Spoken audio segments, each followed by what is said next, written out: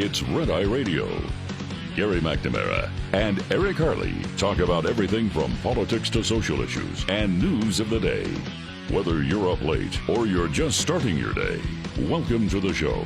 From the Uniden America Studios, this is Red Eye Radio. Hello and welcome. He is Gary McNamara. I'm Eric Harley. As we begin a Thursday and our first show of 2025. Gary, how are you? Well, I could sit and talk about the last 12 days that we've been gone and probably continue that for a month.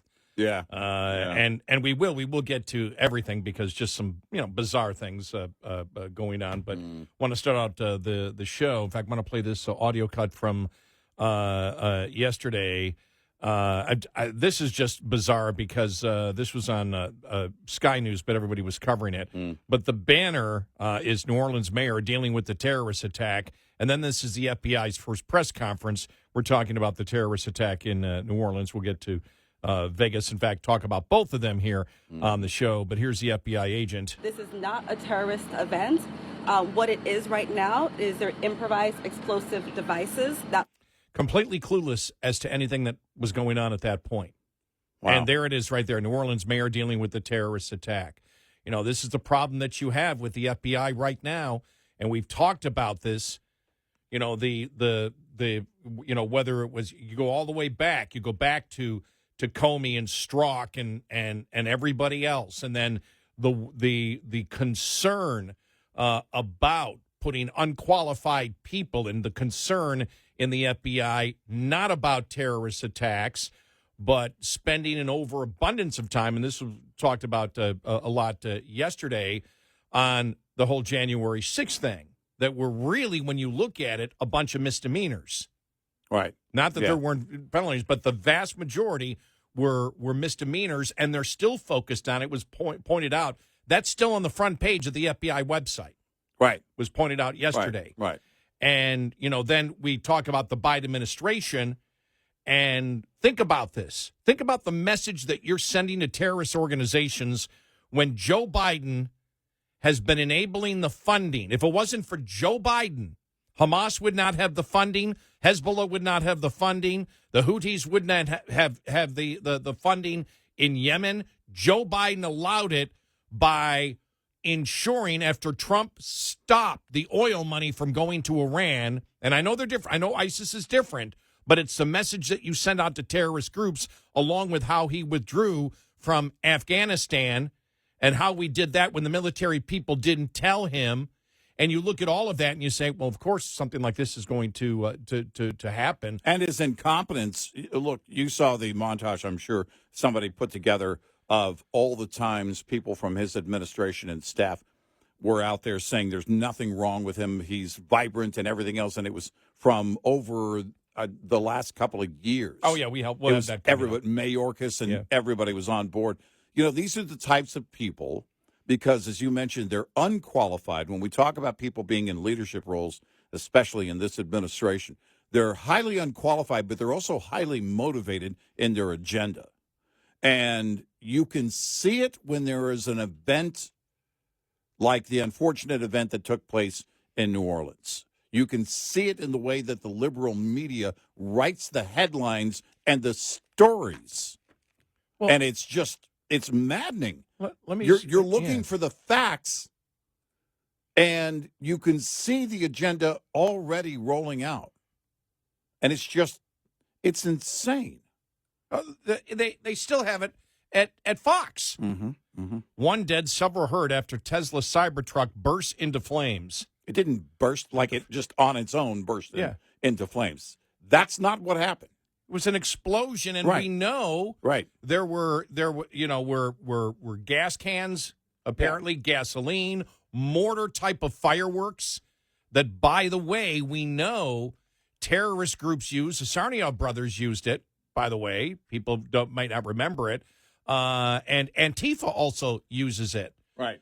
And even there on Fox News, still now, one dead, several hurt after Tesla CyberTruck bursts into flames. Well, as if it's a battery problem. Right. And that was when it was breaking.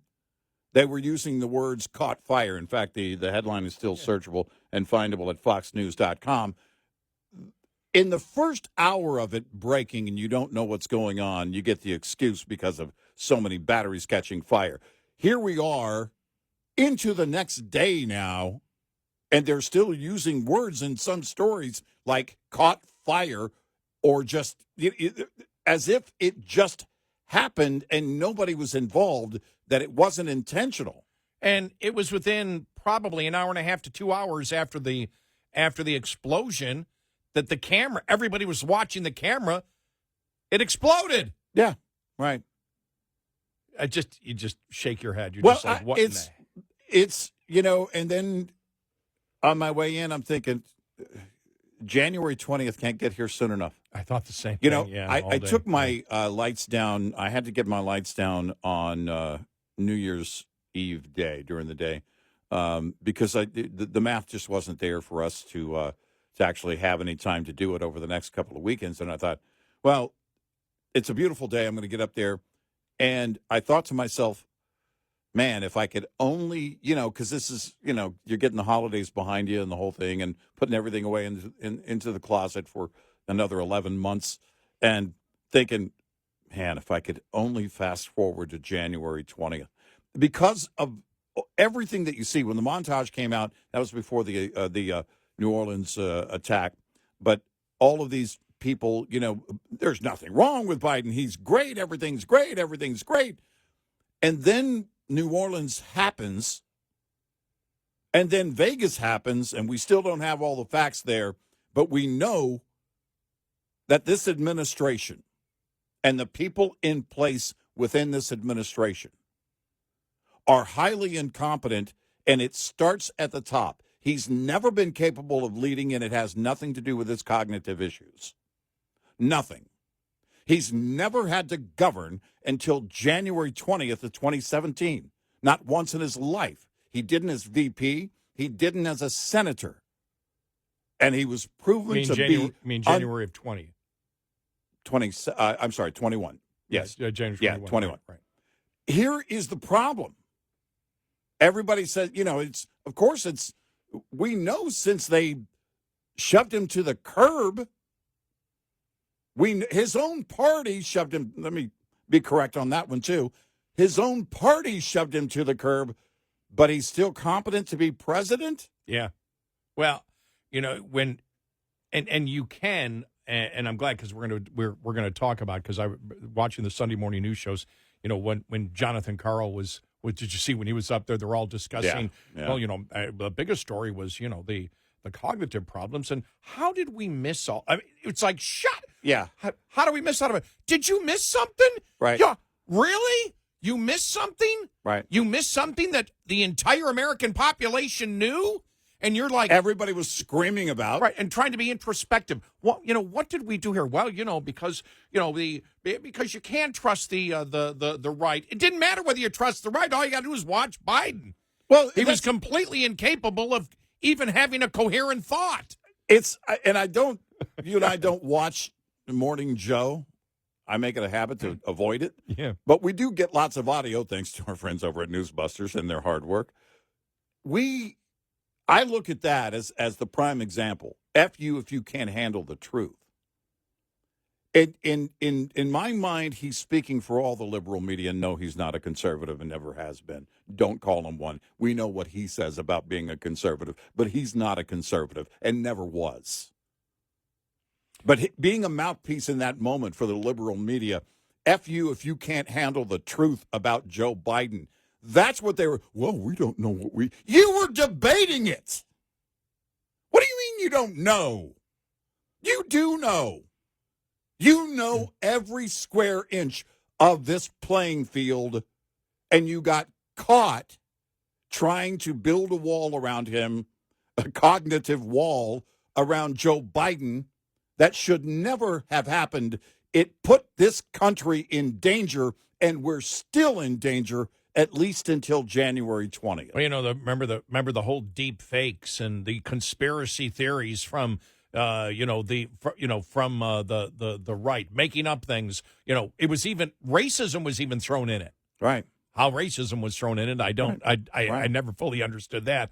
But they threw the racism. This is part of the white supremacy. It's Biden. Yes, and Biden represents more minorities than the Republican Party, so it's racism to say that he does, because you're trying to get him out by lying that he has cognitive problems. What the hell you talk? Really? That's what's going on?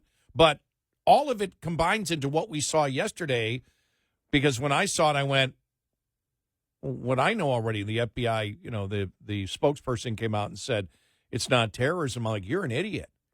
Right. And there it is, the banner right there as I'm watching it. Right. The mayor, this is terrorism. Right. You can't trust the FBI. You can't trust this administration. You can't trust federal law enforcement anymore, and you can't trust the media. Yeah, what did he just buy? He bought his ISIS flag at Hot Topic in the mall. He's just a fan. It's not terrorism. Are you kidding me? Are you kidding me? Seriously. Of all the things to be weeded out, this is part of, by the way, this is part of the lawfare type. It's in the entire umbrella of lawfare and weaponizing the DOJ and everything else. It's this kind of mindset, and that is pretending like the enemy doesn't exist. I don't care if he's a citizen or not a citizen. If you align yourself with ISIS, whether back in the day it wasn't ISIS, but Al-Qaeda, Johnny Walker Lind, or anybody else that's an enemy of the U.S., you become the enemy. And to ignore the enemy, to think that, oh, well, if we just turn our backs, they'll go away. Remember, it was about the oil rigs offshore drilling off of California. The liberals out there didn't want that to happen because they thought it would be a target. See, if we don't create these targets, the enemy will have nothing to go after. I remember that. You're a moron. You're a moron. Good God. And it's just it's just maddening. It really is.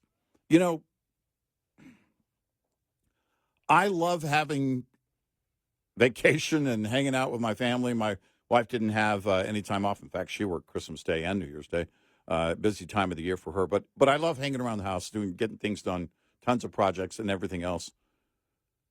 But, man, it felt like I aged 20 years in that time span because of everything going on and the fact that we've had so much incompetence. And it's not just Biden. And how this went on for this long is very clear. There are people willing to put on the blinders, ignore it, and debate the evidence right in front of them, the hard evidence right in front of them, until the very end. I'm really waiting. I'm being serious about this because how insane the left is. I'm really waiting for someone on the left to come out and say, yes, but understand these terrorists are climate friendly. Oh, yeah. No. How do you soft sell it? Yeah. Well, no.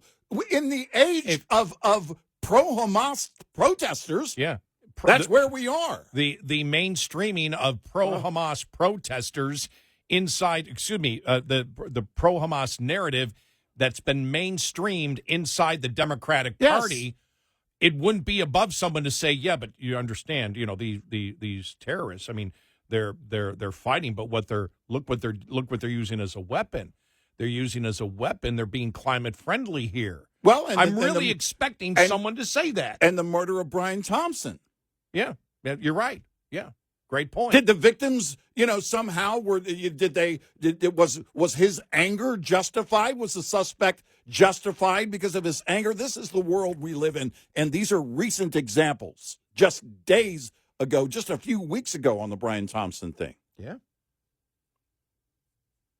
Was it 30-something% of Democrats? Yeah. And remember, it was insane, the number of 18 to, was it 29? Right. People that said, oh, no, it's justified. Did you see the Free Luigi protesters? Yeah.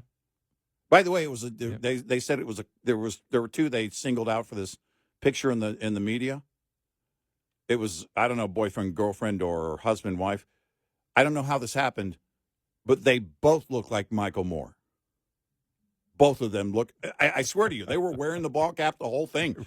They both dead ringers for Michael Moore. Free Luigi on a protest sign. That's how morbid we've gotten. This is how bad it's gotten, that he deserves to be free.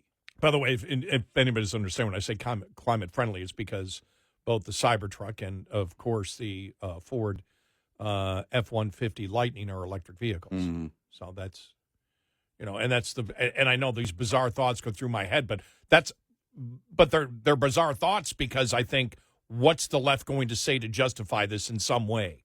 Right. Well, we deserve it as Americans.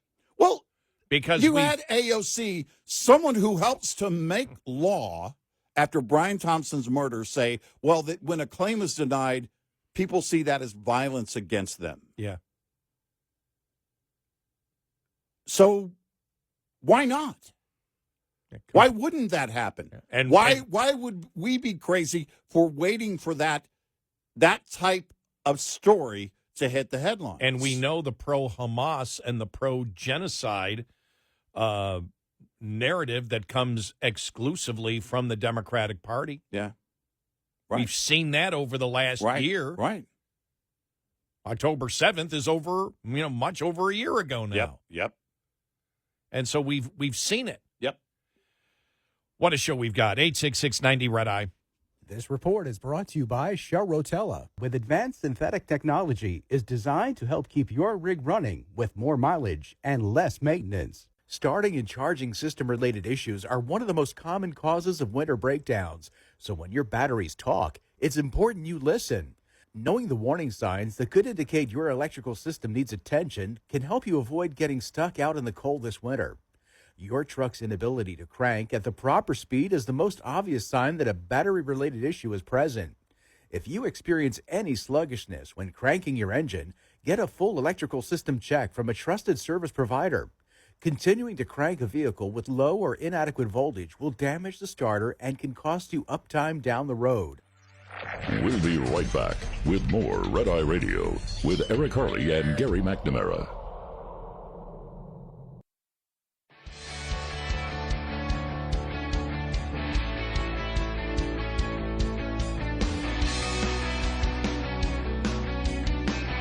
It's Red Eye Radio. He's Eric Harley, and I'm Gary McNamara.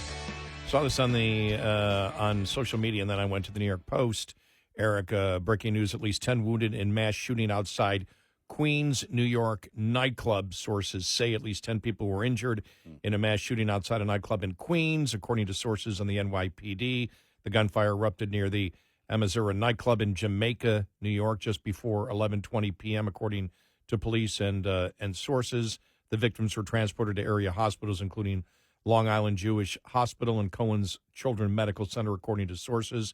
None of the victims are in critical condition, and all are expected to survive, according to the NYPD. There was a massive police response to it. This club apparently has an expansive interior with a capacity of 4,000 people and regularly hosts DJs and live performances. And I think when I saw this on social media in the last couple of minutes, you and I wanted to verify it because, with everything going on, it's like, is this a terrorist attack? There's no indication from authorities that this was a terrorist attack at the moment. Right. And it's still a breaking news just now coming across over the last 20 minutes or so. And again, as you mentioned, with a venue of 4,000 people, don't know if there was a concert going on there, what was going on there, but clearly a large group of individuals, and this happened outside that venue. So we'll keep you posted as we learn more about that. And then we've got everything else to talk about from when we were away. I don't know if we're going to get it done in the next couple of days. We'll be talking about it for a while, I'm sure.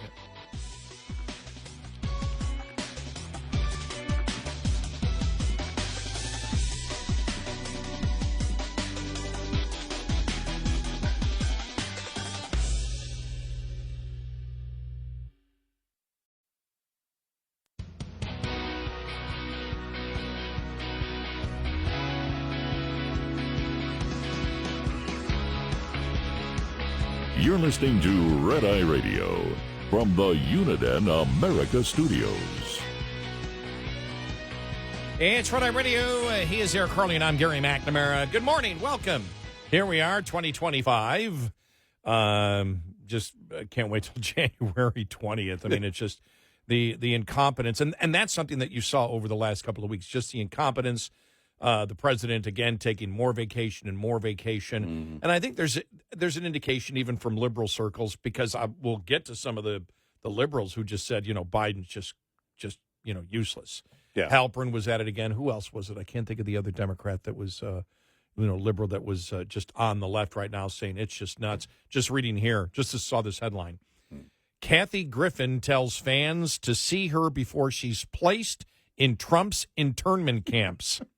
That's the headline. Now, look, I just don't believe that Trump would be involved in cruel and unusual punishment for the people he's going to put in the internment camps to have Kathy Griffin in that same internment camp. Yeah.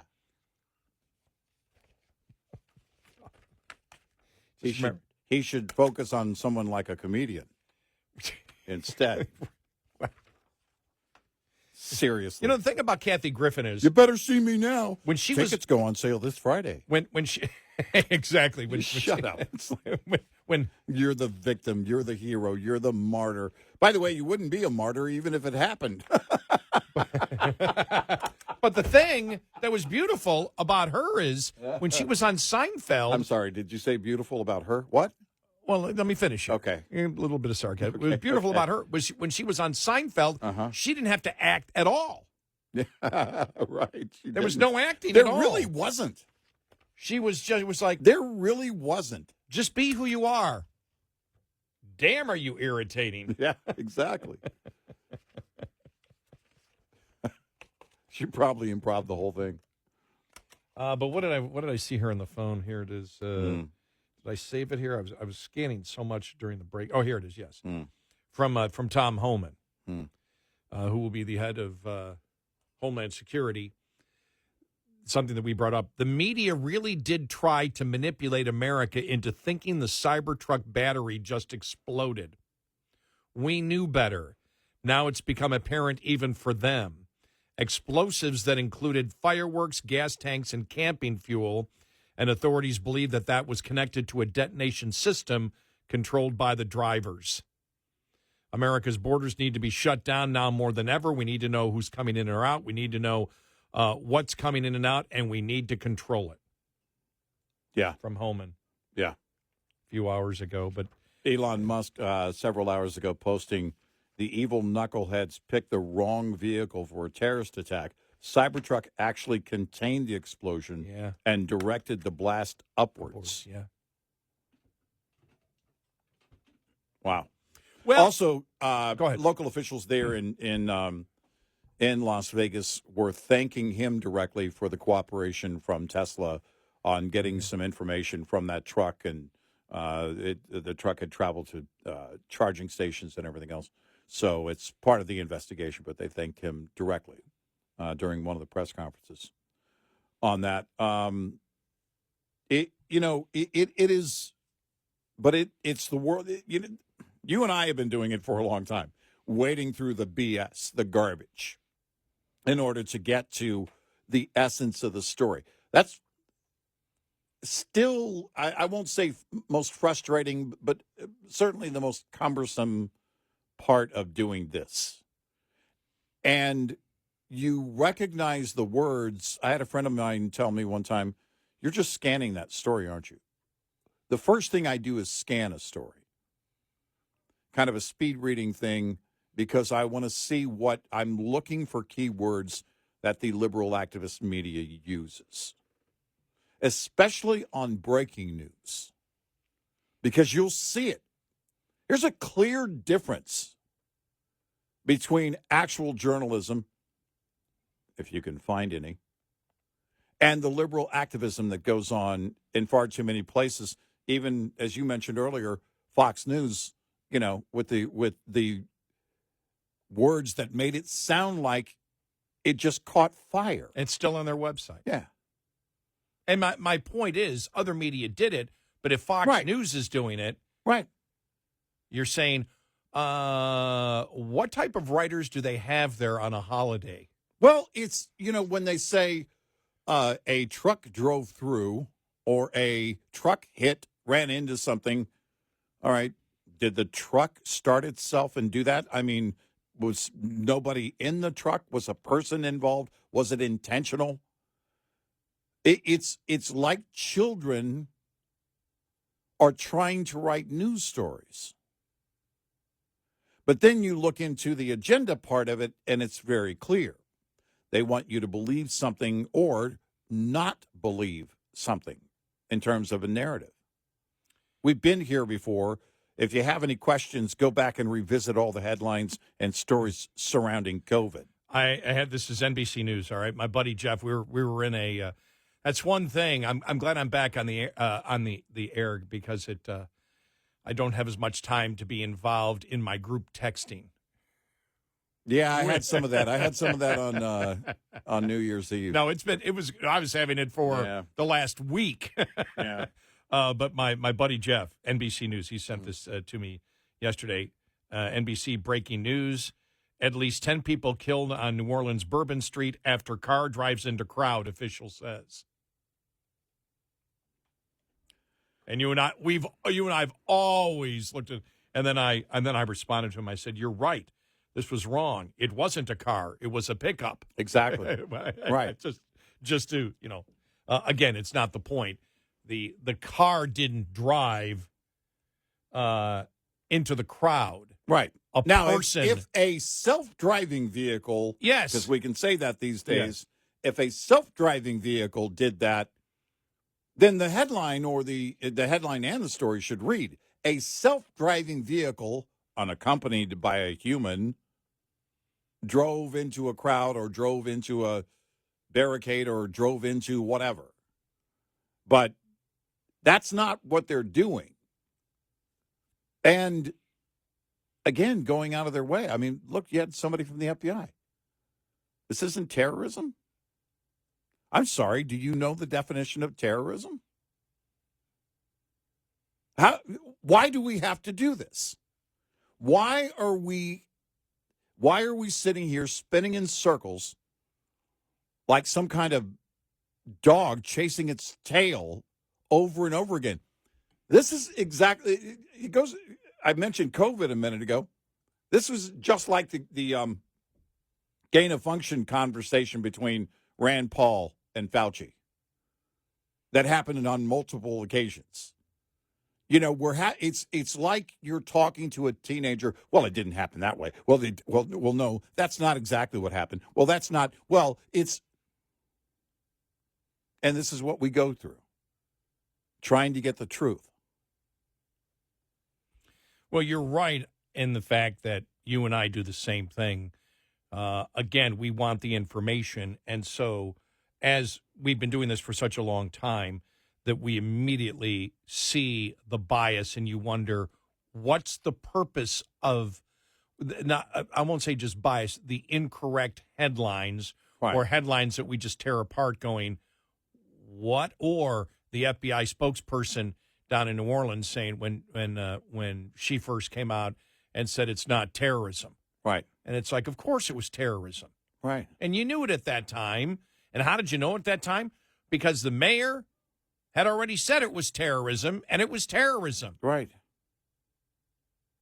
Whether it was what form of terrorism might have been up in the air at that time.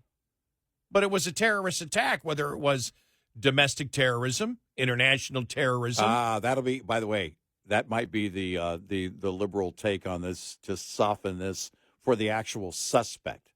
Well, there's evidence that he sympathized with ISIS, but was he an actual card-carrying member of ISIS? This is the liberal media trying to go out of their way to, again, give deference to the bad guys, to the murderers, to the terrorists, over and over again. Who would they go to, the spokesperson, to find out, well, do you actually have a card that you carry? I saw something, and it was early on, it was CBS News, And they said, although no group has claimed responsibility. That was in the first hour or two after the story broke. Let's put it this way. If there was a Trump flag on the back of that pickup, do you think the media would have covered it the same way? Every headline would start with Trump supporter. Right. Every single one. And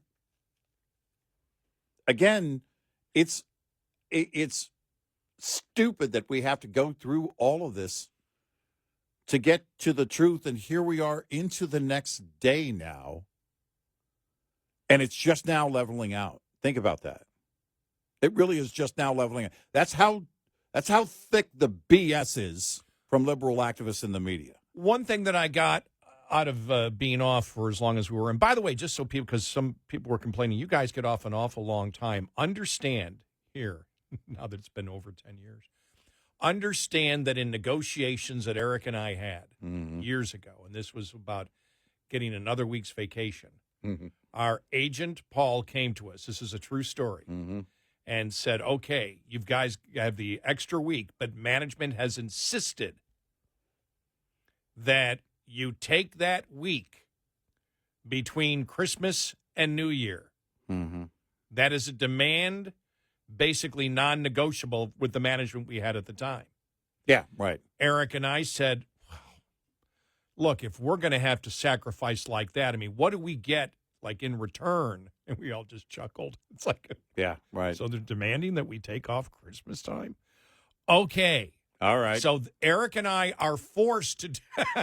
And now everybody in the company, I mean, with the new company, everybody in the company now that's been here as long as we have, gets 4 weeks. So they all get 4 weeks. They all get the same. So we need to get 5 weeks.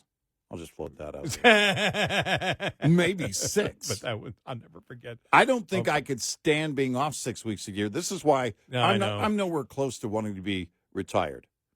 Yeah, I realize that too. I stayed busy. I had a ton of projects going on. I did some work on my refrigerator, replaced the water tank system in my refrigerator. That was pretty cool.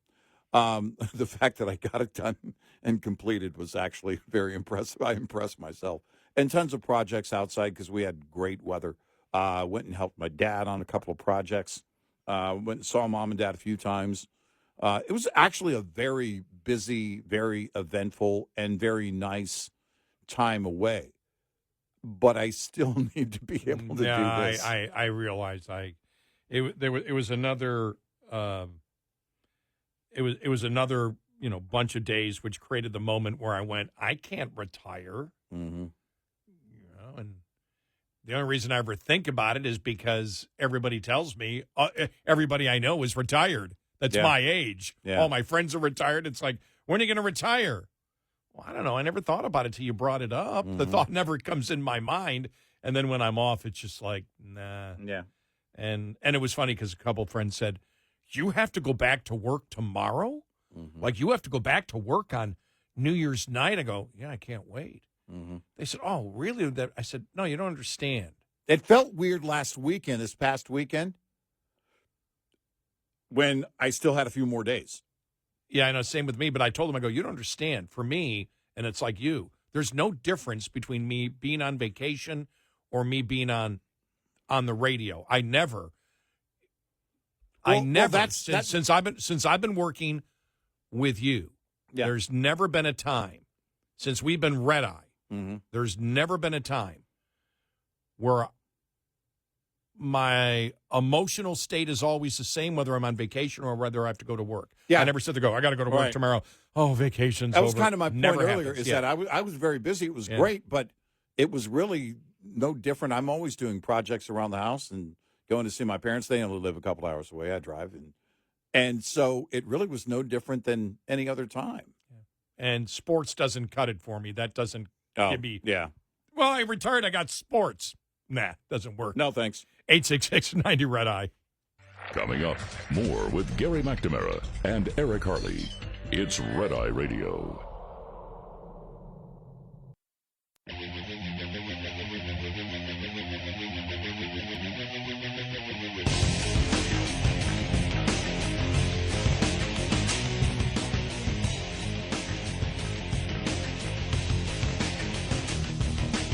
It's Red Eye Radio. He is Eric Harley, and I'm Gary McNamara. What has happened since we've been on vacation? So much to talk about there. We'll continue to have updates on the two terrorist attacks yesterday. Interesting, most, law enforcement officials are saying, all right, yeah, okay, the tie-in that you would have on the same day, two automobile terrorist attacks, renting from the same, I guess it's I forgot the name of it.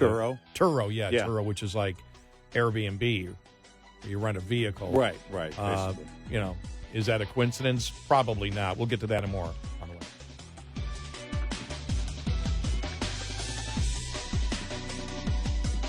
Top of the hour news is brought to you by House Products. Visit houseproducts.com. This is Red Eye Radio on Westwood One.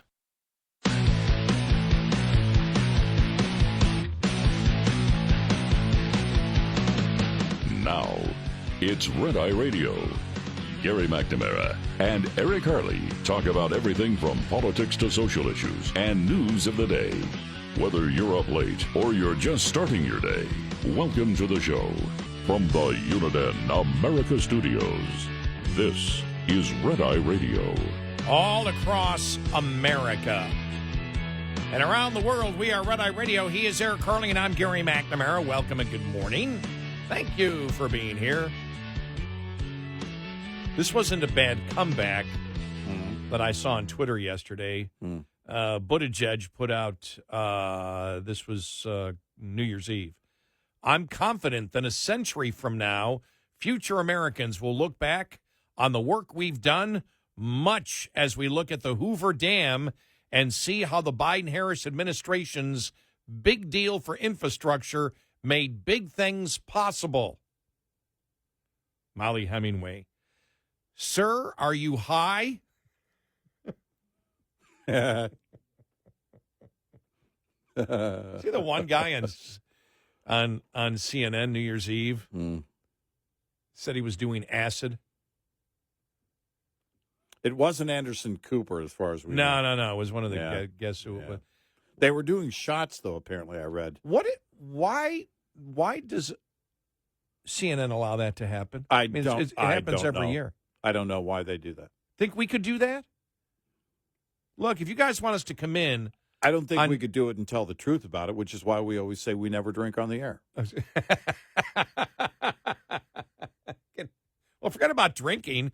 Can we do hard drugs on the air? Oh, by the way, the kids are still doing acid? Yeah.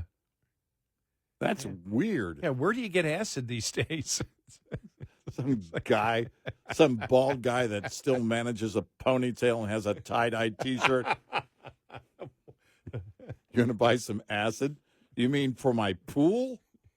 You must mean for my pool. Is there a jam band concert within a 100-mile radius? I need some acid. It's not that crazy brown acid, is it? I mean, if we're going to take this all the way back to 1969. Are remnants of the dead or fish playing anywhere? Right. And where's the next show? I would be a deadhead procrastinator. Why would you? I was going to go to all of their shows. Why would you allow that? Why would you allow that on your network? I don't know. On your real estate. I don't know. I really don't. And what's the intention? Aside from to get drunk. Are you trying to buy, because I in the story it said tequila. Are you trying to buy street cred? Well, it was one time the suggestion came up when I was at a rock station. Mm-hmm. Remember, WKRP did the episode where Dr. Johnny Fever and Venus Flytrap did, one shot every 15 minutes to see whether they could drive or not. Yeah. And the state, the trooper was in there to get their reaction time. Right. One time somebody brought that up to me, and I was like, no, I'm not going to do that. Well, it's a great example. No, people aren't stupid. Yeah, Yeah, I know. I worked at a station where the morning show, and the morning show host was also the boss. And they came in. It was I think it was the Texas DPS trooper that was there with, and they had the breathalyzer thing. Mm-hmm. And so they started it, and then I guess realized it was early morning. And like a couple of drinks in, it was like, I don't think I'm going to be able to handle this. I can't do this at, whatever time it was, it wasn't the first thing in the show, but 7 or 8 a.m. And they kind of abandoned it. It was like, so I think they ended up doing 2 shots or 2 drinks, whatever it was, within 1 hour. And I think they barely got to 0.08 or whatever it was back then. And so it was like, yeah, I don't have that desire. Sorry, I just don't have that desire. I don't know what they're trying to do at CNN. I don't know what the goal is. Hey, let's drink on the air. Not everybody on New Year's Eve drinks. So, I didn't. Are you trying to, what are you trying? I saw some drinkers at dinner. I know what drinkers look like, which is fine. Don't drink and drive. I just don't know what the intention is. I don't know what your goal is. Are you trying to buy street cred with the drunks? Because they're not going to remember anything tomorrow. Trust me. I've been trying to buy drunk street cred for a long time. It's not worth it. I just don't get it. Well, I made it to Atlantic Standard Time New Year. Yeah. So I made the Australian version. that was early in the morning. It was 10 p.m. Or whatever it was. I was gone somewhere between 9 and 10 p.m. is when I fell asleep. I have not seen a New Year, I don't know, at least 10 or 15 years. It was funny because my wife and I, we had some errands to run, got back to the house, and we were watching some YouTube.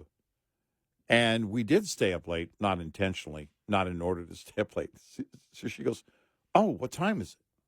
And it was 6 minutes till midnight. By the way, the latest we had stayed up in a long time, but it was a busy day. We were nonstop on New Year's Eve. It had nothing to do with the celebration. So we're sitting there watching something on YouTube, and then she goes, "Oh, by the way, we did watch 29th Street. We can talk about that another time." Okay. But we did a great movie. Great movie. You like it? Yeah, I thought it was great. It really comes together in the end. So doesn't it? Yeah. You got to see this movie. It's on YouTube.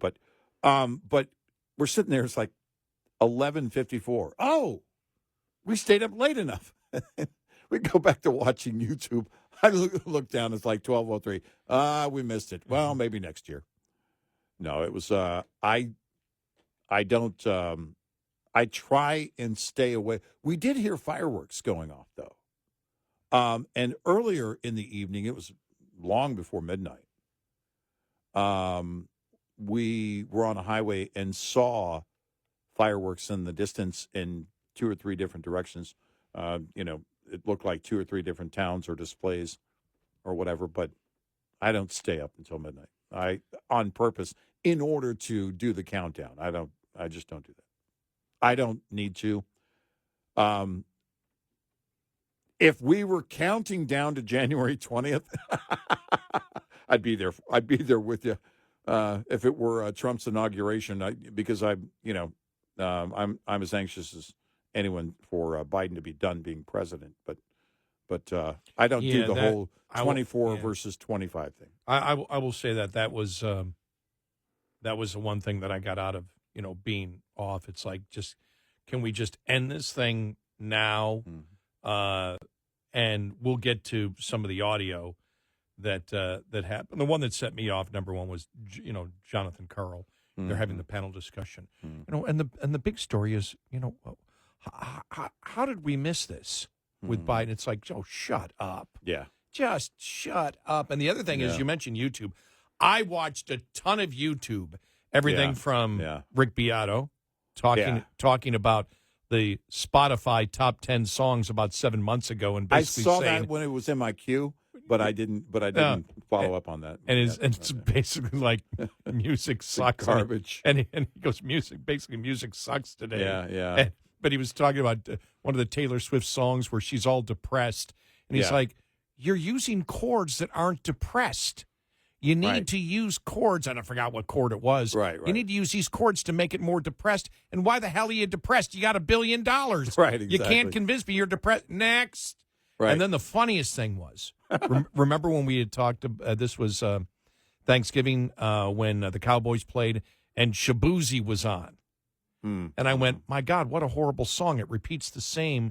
It's the same hook over and over again for 5 minutes. Yeah. And then I saw it was I can't think of her name right now. She's from Dallas, but she covers the NFL. And she was like, if you didn't like what you saw there, then you don't like or understand music. And then I went, okay, I got to respond. And I went, yeah, the same exact hook and same 2 or 3 chords for 5 minutes straight is, just wonderful, amazing, Genius. just a genius. So he plays the song from Shabuzi. This is from like 7 months ago when it was popular. It was like top 10 from Spotify. He just goes, because there's no innovation in music. It's the same damn thing over and over again. Yeah. The exact same chord. There's nothing in here. Next. He goes, oh, my God. He went off on one. I think he live streamed this one, and it was going off on the yacht rock thing because someone did a documentary on yacht rock. Oh, and the whole thing. And he was like, hold on a second, because they basically were kind of lumping, genres together, putting all these, basically it's softer music. Right. But he broke down the whole Steely Dan thing and all this and said, you don't understand music if you're going to be this dismissive about the genre, because implying that it really doesn't have anything to it. Basically, it's anything that had Michael McDonald in the song in any way, either background or singing lead, and all this other stuff.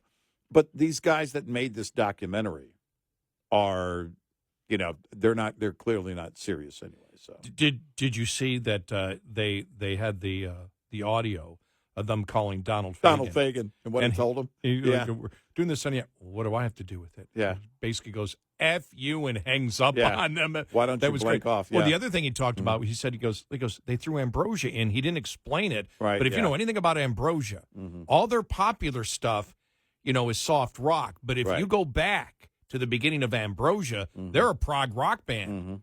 And nobody knows it. That's really the funny thing. They have no idea where it came from. Time Waits for No One, which is one of the greatest prog rock tunes I've ever heard in my life.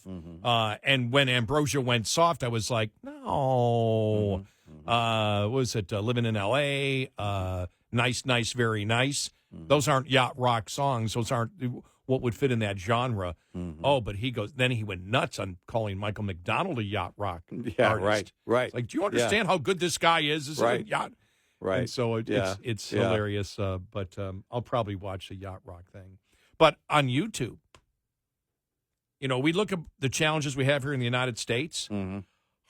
I watch, and these are all Canadian podcasters doing it, Canadian, and then even Australia. Everything that's going on in the United States right now, it's worse, and the media is covering it in both Canada and in Australia. The cost of living in Canada is way worse in the United States right now, and we brought you that there isn't one province that the standard of living in the worst U.S. state, which I believe was Mississippi, is better than any province in Canada. Yeah, we brought that to you about a month ago. Right, and they're like the situation there, and they're talking about Trudeau, and it's like he's got to go. It's his fault. It's his fault. I want to make this clear. It's not Trudeau's fault. It's where the people of Canada wanted to go. Just like in the United States. Yep. it's Biden's fault. No, it's the people of the United States. It's where they wanted to go. He didn't promise the opposite and then deliver, Right. something else, just out of the thin blue. Canada, No, that's he campaigned and promised right. exactly what they got. In Canada, you got suckered by Trudeau like the United States did Obama. Mm-hmm. Yep. Because I always view Trudeau as like the Obama of Canada. Right. You know, the guy's completely clueless. Right. You've seen what they've done to the economy, the culture, the fascist nature of the Canadian government, which is accelerating even faster than it is here in the United States. Mm-hmm. With what they did, the trucker strike, COVID, pronouns, the insanity of the radical transgender movement. The whole cost of living thing, the cost of government. This is exactly what it's going to cost you when you put in this kind of government rule. This is where it's going to go. Same thing in Australia. Yep. They were talking about these people, and you see like, wow, okay. In all the free world, where the government has got involved and said, we can manipulate an economy, they're all screaming bloody murder now. What are these politicians doing? Well, it's exactly what the people of those countries wanted. Exactly. They voted for it. Right. Oops. Didn't work. Yeah. Well, I guess I will continue. If I'm ignorant, then it's their fault. Right. Yeah. If I pay attention to slogans and I vote because of slogans, then it's their fault. No, it's your fault. Right. Not our audience. Yeah, we know our friends in Alberta. You're not included in this. Yeah, and our friends in Alberta too. This isn't your fault. But it was amazing, watching some of the and now I've got these podcasts like okay, I got to be watching these. Yeah. Because they're going through everything, the cost of living in Canada, which is just through the roof. Yep. For apartments. They talked about, now they're basically selling rooms for 6 people to have a bed. Right. Yeah. They're actually creating like hotels that are more like hostels. Right. It's exactly. like, okay, you can live in this place and it'd be $300-$400 a month for a bed. Yeah. No, thanks. 866-98 Red Eye. Brought to you by FPPF, Fuel Power Max. The IFTA tax program redistributes tax revenue to states based on your actual miles run. Thus, the truly cheapest fuel can only be found if you subtract federal and state taxes and state surcharges from the pump price to compare. The strategy means that you buy without regard for whether you are paying more at the pump in taxes. IFTA also considers state surcharges, which complicates the fuel buying strategy. Indiana, Kentucky, and Virginia have per gallon surcharges. Connecticut, Kentucky, New Mexico, New York, and Oregon have per mile surcharges. While some owner-operators buy only enough fuel to get through surcharge states, this practice can backfire, depending on the actual cost of the fuel in each state. When comparing fuel prices, always remember, pump pride minus taxes equals the real fuel cost. Owner-Operator Business 101 is provided by Overdrive's Partners in Business program. Go to overdriveonline.com to the Partners in Business section of the website for more detail on this and many other topics. Brought to you by Shell Rotella. With advanced synthetic technology is designed to help keep your rig running with more mileage and less maintenance. Lines open for your calls. 866-90-RED-EYE on Red Eye Radio.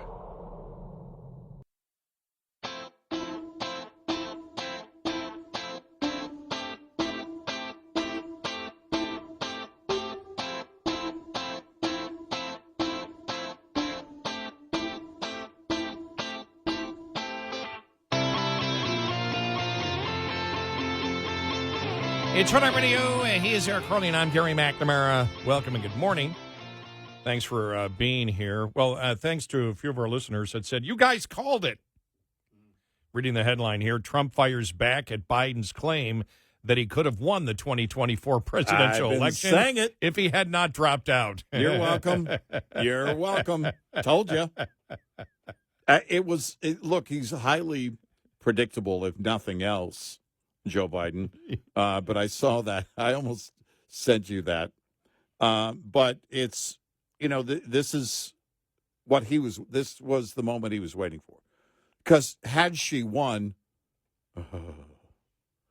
Had she won, he would have said, I was responsible. I'm the hero. I gave up my career to make sure that she could be president, and I helped her get elected. Everything was as a result of me helping her. And then, of course, she didn't win. I would have won. That was the way it was always going to be. It's all about him. I would have won. And by the way, he said that in 2016 when Trump beat Hillary. Remember, after that, I would have won, I would have won, I would have won. And that's part of that very predictive nature. There was no doubt he was going to do that.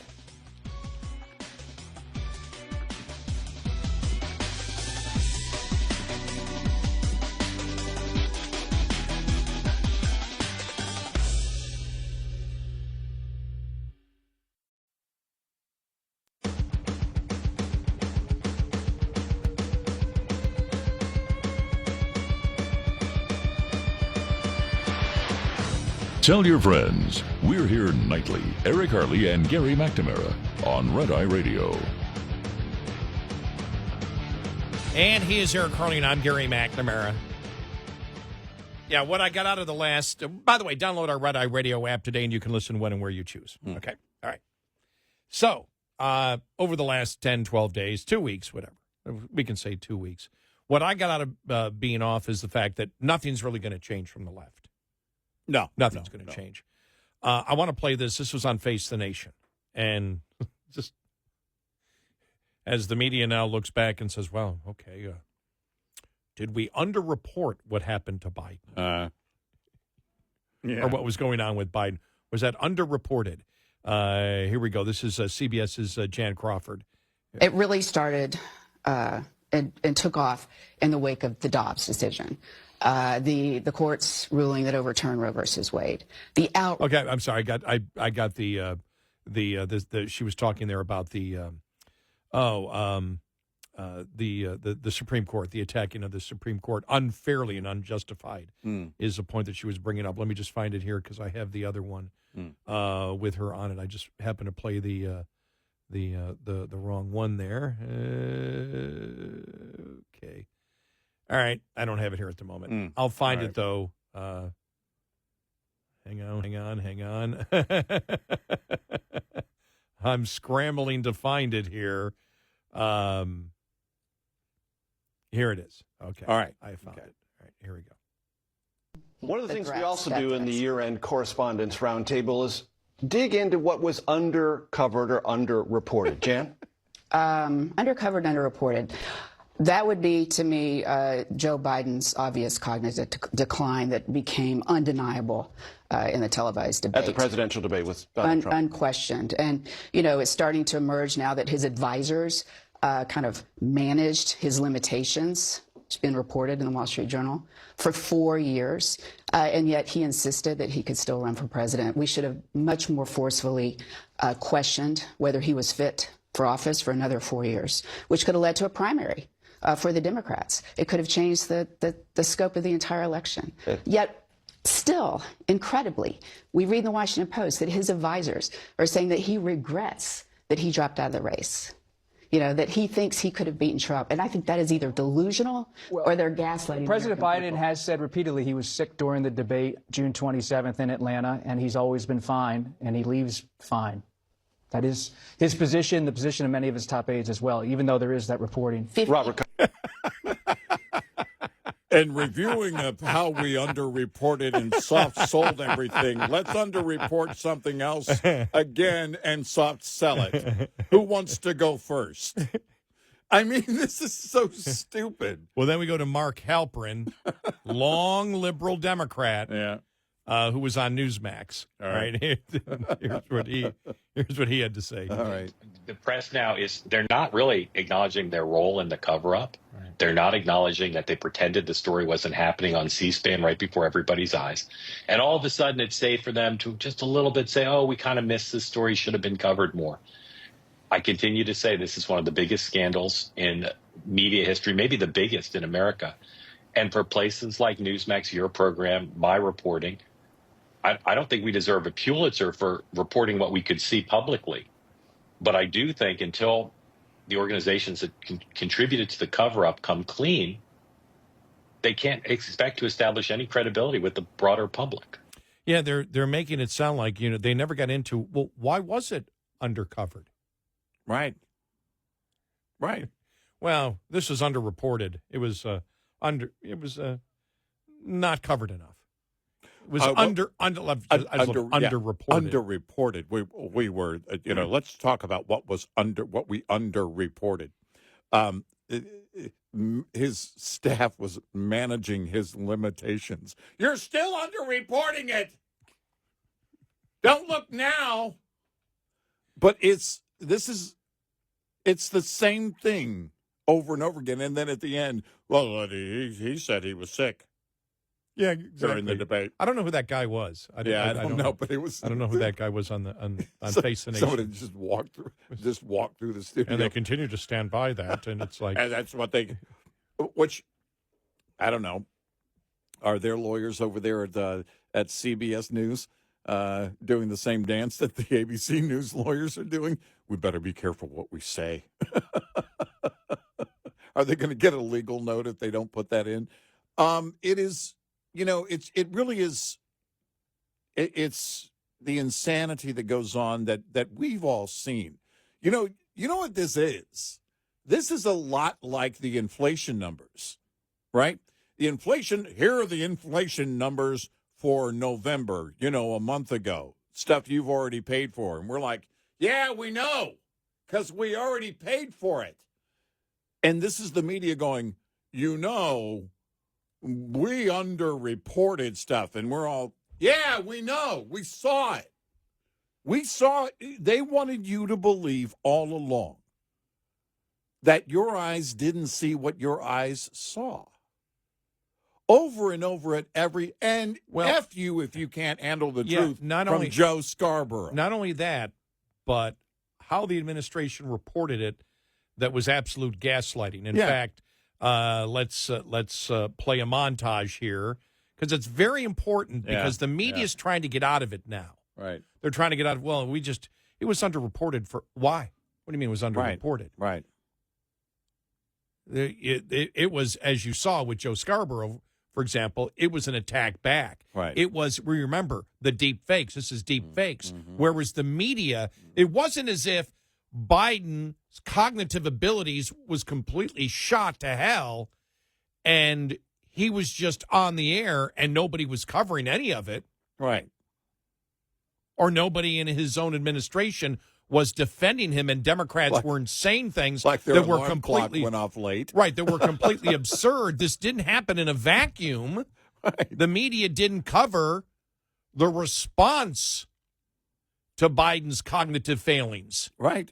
The response was pure gaslighting, and they went along with it. Well, and they were part of it. They were part of it. Yep. Here we go. Just to let people know, because we cannot live in the bubble of today. There may be some music behind this. Here we go. Right. Does the president have the stamina, physically and mentally, do you think, to continue on even after 2024? Don, you're asking me this question. Oh my gosh, he's the president of the United States. I can't even keep up with him. The most difficult part about a meeting with President Biden is preparing for it, because he is sharp, intensely probing, and detail-oriented and focused. I can testify because I've been working very closely with this president for the past 2 years. I've been knowing him for 30 years. And I'm telling you, this guy's tough. He's smart. He's on his game. Joe Biden has vision. He has knowledge. He has a strategic thinker. The president is focused. He's detail-oriented. He's always thinking about the big picture. He is engaging. He is capable. He has an incredible record as president. And I'm often with him on foreign trips. He's at the top of his game. So he has a vision, he has knowledge, he has judgment, he has a strategic thinking. I met with the president, 5 or 6 weeks ago, and he seemed fine to me. I have complete confidence in the president. I have watched him expertly guide meetings of staff and cabinet members. I could not have more confidence in the president. I would just tell you that I meet frequently with the president, and every single time I meet with him, he is just fine. but he is, again, knowledgeable, wise. Incredibly sharp, incredibly probing, incredible command of the details. He is sharp. He is on top of things. There is nothing to these challenges, these suggestions that somehow he's not sharp and he's not capable. We see Joe Biden up close. We know how attuned he is to the issue. And you're going to see how smart he is and the experience he has. I say his age is an asset. He's wise. Yes, he's wise. He has wisdom. He has experience. And his experience, because of his age and his wisdom, has been invaluable to this country. A lot of countries, people who've been in office a longer period of time are praised for their wisdom. I have seen a lot of 72-year-olds not as capable as this 80-year-old. It is hard for us to keep up with this president. His mental acuity is great. It's fine. It's as good as it's been over the years. He's fine. All this right-wing propaganda that his mental acuity has declined is wrong. And this kind of sense that he's not ready for this job is just a bucket of BS that's so deep, your boots will get stuck in. Yeah. There you go. Yeah, it was the right wing that ushered him off the stage and out of the presidential election. I would, on one point with Merrick Garland, I would agree. I also could not have more confidence. I have zero confidence in him, and I can't have any more confidence than that. It was this charade over and over again, and the liberal activist media was a big part of it. The voices that you heard there, Nancy, Merrick Garland, Schumer, all of them, they're helping to shape the narrative and all along. And by the way, had she won, none, exactly zero of them would be saying this now in the liberal media. Had she won, they'd be hailing him as the martyr, the hero, he did what's right, because that's what they started with. When she lost, they had to come in and they're trying to buy street cred. They're trying to buy the viewers, the audience's confidence again, and you're not going to get there. And so we played Mark Halperin, who is a Democrat liberal, as little as you can get. We used to where he worked for ABC when we were at ABC, and he's as liberal. I had interviewed him a couple of times. We weren't friendly together. But Cenk Uygur, from, who's as liberal as you can get, or was as liberal as you can get. Yeah. My whole life, the media has painted a picture of Joe Biden as a sweet, empathetic man who cares about the average guy. What a load of BS, and he uses the actual word. He financed the slaughter of innocent women and children in Gaza because he wanted more money from his donors. This is the enabling of, as we know, the oil money to Iran. He was an egomaniac who wanted to hold on to power even when he was in obvious mental decline. His party would have been much better off if he graciously stepped down a year ago, but he fought it all the way because his ego was more important than anything else. He put his own interest above everyone else, his own party and his own country. He did everything he accused Trump of doing.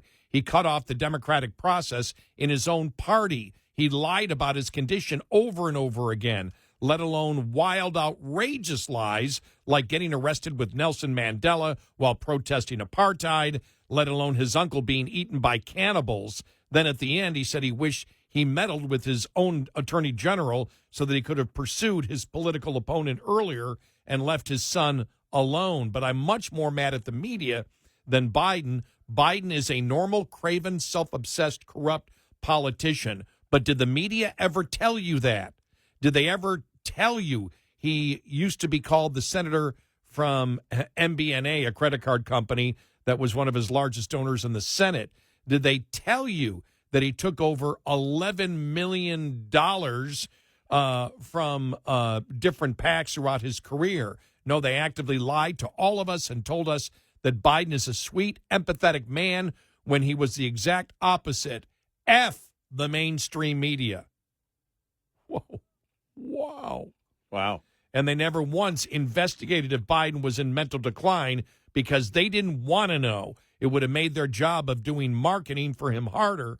Now, when a reporter at CBS mentions they should have looked into this obvious story of decline, and they're scandalized. Wow. Just amazing. Wow. And then the first response, puzzled that you were just waking up to that. No, I've been saying this about Biden for a long time. I even ran against him in the primary because it was so obvious that he was in mental decline. It couldn't have been clearer. But I'm banned now on all 3 cable networks because of how much I've criticized the mainstream media. 866-98 Red Eye. Get in touch with Red Eye Radio, toll free at 866-90 Red Eye.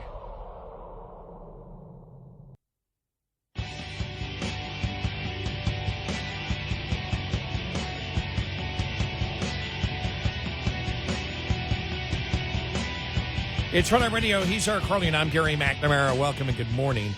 Yeah, I mean, the media is trying to, the mainstream media, the political activists, the radical leftist political activists are trying to squirm from underneath the fact that they've been political activists and not journalists by talking about, how this was unreported. Yeah. Well, why was it unreported? Why didn't you report it? Yeah, exactly. And Biden's cognitive decline. And, it's the end of the year. It's all of a sudden, well, okay, let's wrap up the year. This was one of the biggest stories. Wasn't unreported, right? It was reported out there. There was response. You are radical leftist political activists who purposely hid the truth from the American people. Well, you didn't hide the truth. You tried to hide the truth from the American public. Right. You Exactly. didn't succeed. You were part of it. You didn't succeed with Democrats because they're the ones that kicked him out. Exactly.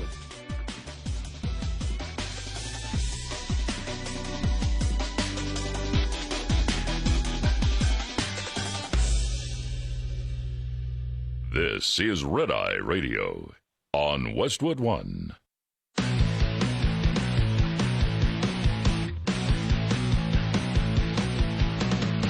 Now, it's Red Eye Radio. Gary McNamara and Eric Harley talk about everything from politics to social issues and news of the day. Whether you're up late or you're just starting your day, welcome to the show. From the Uniden America Studios, this is Red Eye Radio. All across America and around the planet, we are Red Eye Radio. He is Eric Harley and I'm Gary McNamara. Welcome to 2025. Welcome. Wow. I'm still writing 2024 right, on my checks. Hold it. It's January 2nd, 2025. Yeah. 8 years. Yeah. 8 years since what? Since we came back and the world was going crazy on the whole Russian collusion thing. Yep. And we were like, what happened? Yep. We didn't even drink on New Year's Eve, and Anderson Coop did. I'm not sure if he did back then or not. 8 years ago is when that was the beginning of a lie that still many Democrats believe today, that was created and funded by Hillary campaign money. Yep. And it really blew up when it had blown up, in the days as we were out, but it caught fire in what we now know was a very contrived way. And keep in mind, too, December 30th of 2016 is when Michael Flynn would have made the call to his Russian counterpart. And and then the media went crazy. After that happened, the media went crazy. And the reason I remember that is because I was on the air filling in for the great Hal J on our flagship station, WBAP, on that day. And Obama, the outgoing president in December of 2016, had sanctioned some of Putin's people here that work here in the United States, sent them all back home, and we were waiting for Putin's response, right? Is he going to send any Americans that are working there back to the U.S.? Well, that day turned out to be, that one of the phone calls with basically the incoming national security advisor, Michael Flynn, and his counterpart in Russia.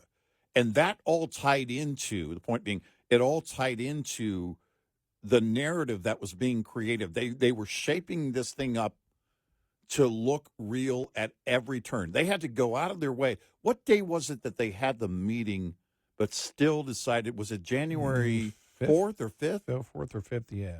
So it was like, one of the first back-to-work days of 2017. Trump had not been inaugurated yet, but they still decided, they knew that it was not true, that it was not real, that there was nothing going on, but they still decided to go forward with it. And that was a meeting with Obama,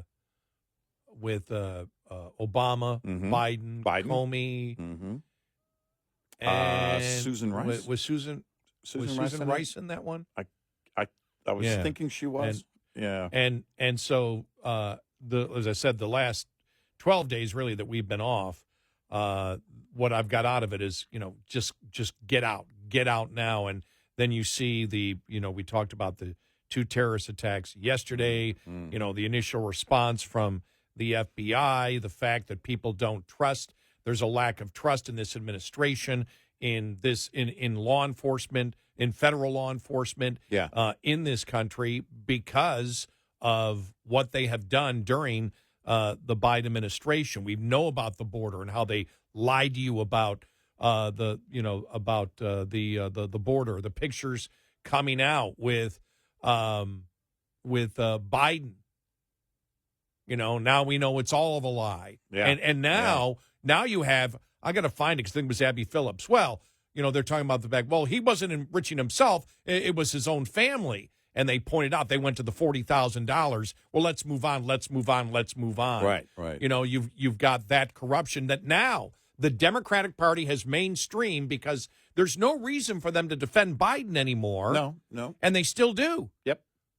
Because I think the reason they do is because if they don't support him and they say, no, he was corrupt, then it makes everything that Trump has said correct. Right. And what we have said and the conservative media had said, no, he's corrupt and he lied the entire time about that. Well, then we go to the next thing, the Wall Street Journal and their report that the Biden administration was suppressing dissenting views supporting the lab theory leak on the origin of the COVID-19 virus. Reading from Jonathan Turley, he goes, not only were the FBI and its top experts excluded from a critical briefing of President Biden, but government scientists were reportedly warned that they were off the reservation in supporting the lab theory. The chilling suggestion is that despite the virus ultimately killing more than 1.2 million Americans and over 7 million people worldwide, there was still an overriding interest in the administration to downplay, I won't say downplay, to deny the Chinese responsibility for the pandemic. The journal lays out how it unfolded, but the more disturbing question is why? The article provides many examples of how dissenting views were marginalized or discouraged within the government after President Trump described the virus as the China's virus and alleged that it likely came from a lab. Dismissing the lab theory became an article of faith in politics and academia. The problem was that FBI researchers had already concluded that the lab theory was the most credible explanation, but their lead researcher was kept out of the key meeting and their opposing research was discounted or ignored. They weren't alone. The journal reported that Defense Department experts conducted analysis and found evidence of human manipulation of the virus. It also concluded that it was done using a specific technique developed by the Chinese at the Wuhan lab. They suggested that the Chinese appeared to have altered the spike protein that enables the virus to enter the human body in a gain-of-function operation. They were reportedly told to stop sharing their work and warned that they had to effectively get with the team. And we said this a long time ago. Yeah. Why the hell in a virus that killed 1.2 million Americans. Why in the hell was Biden defending China? Why did he not want an investigation when they already had evidence inside the administration? Why didn't they want to continue an investigation? Or why did they completely ignore, discount, and or implied threaten people? You don't go public with that. Why? Right. And you have to go back to everything with Hunter Biden. Yep. Why do you enable China? Why do you take sides with China when a virus that came from China, that came from the lab, it was a lab leak that we were supporting in the United States with gain-of-function research? Fauci lied. People died. Yep. How did he benefit personally? Did he benefit personally from covering China? Or is that part of the overall deal? You have to, because it doesn't make any sense. Jonathan Turley says they lay it out, but the question is, why? Why the hell would the President of the United States do that? And then you ask, why would the President of the United States lie about what his generals told him about Afghanistan? Why would the president lie and say the border was secure? Right. Why would the president lie and say, no, my family's doing nothing wrong whatsoever, and I haven't benefited. My family hasn't benefited. I don't know anything. My son, I don't know anything about his business activities, and it was all a lie because it was all about influence peddling and enriching his family with dollars based on his political position. Right. Well, I mean, you look at it, we've said from the beginning on this whole thing, you follow the money, you're going to start seeing it. It will tell the trail, the money trail always tells a story. But you have to ask the question in the situation with COVID. We were asking it back then. Why would a president of the United States defend China and not go after them and insist that all of the details be shared all along the way? Put the pressure on China. Why did you not do that? So what did they do? They used it as a political weapon. Much of the media showed the same confirmation bias and intolerance. During the Trump presidency, many journalists used the rejection of the lab theory to paint Trump as a bigot. Remember that? Yep. It's racist. By the time Biden became president, not only were certain government officials heavily invested in the natural origin theory, but so were many in the media. Reporters used their opposition to the lab theory as another opportunity to pound their chest and signal their virtue.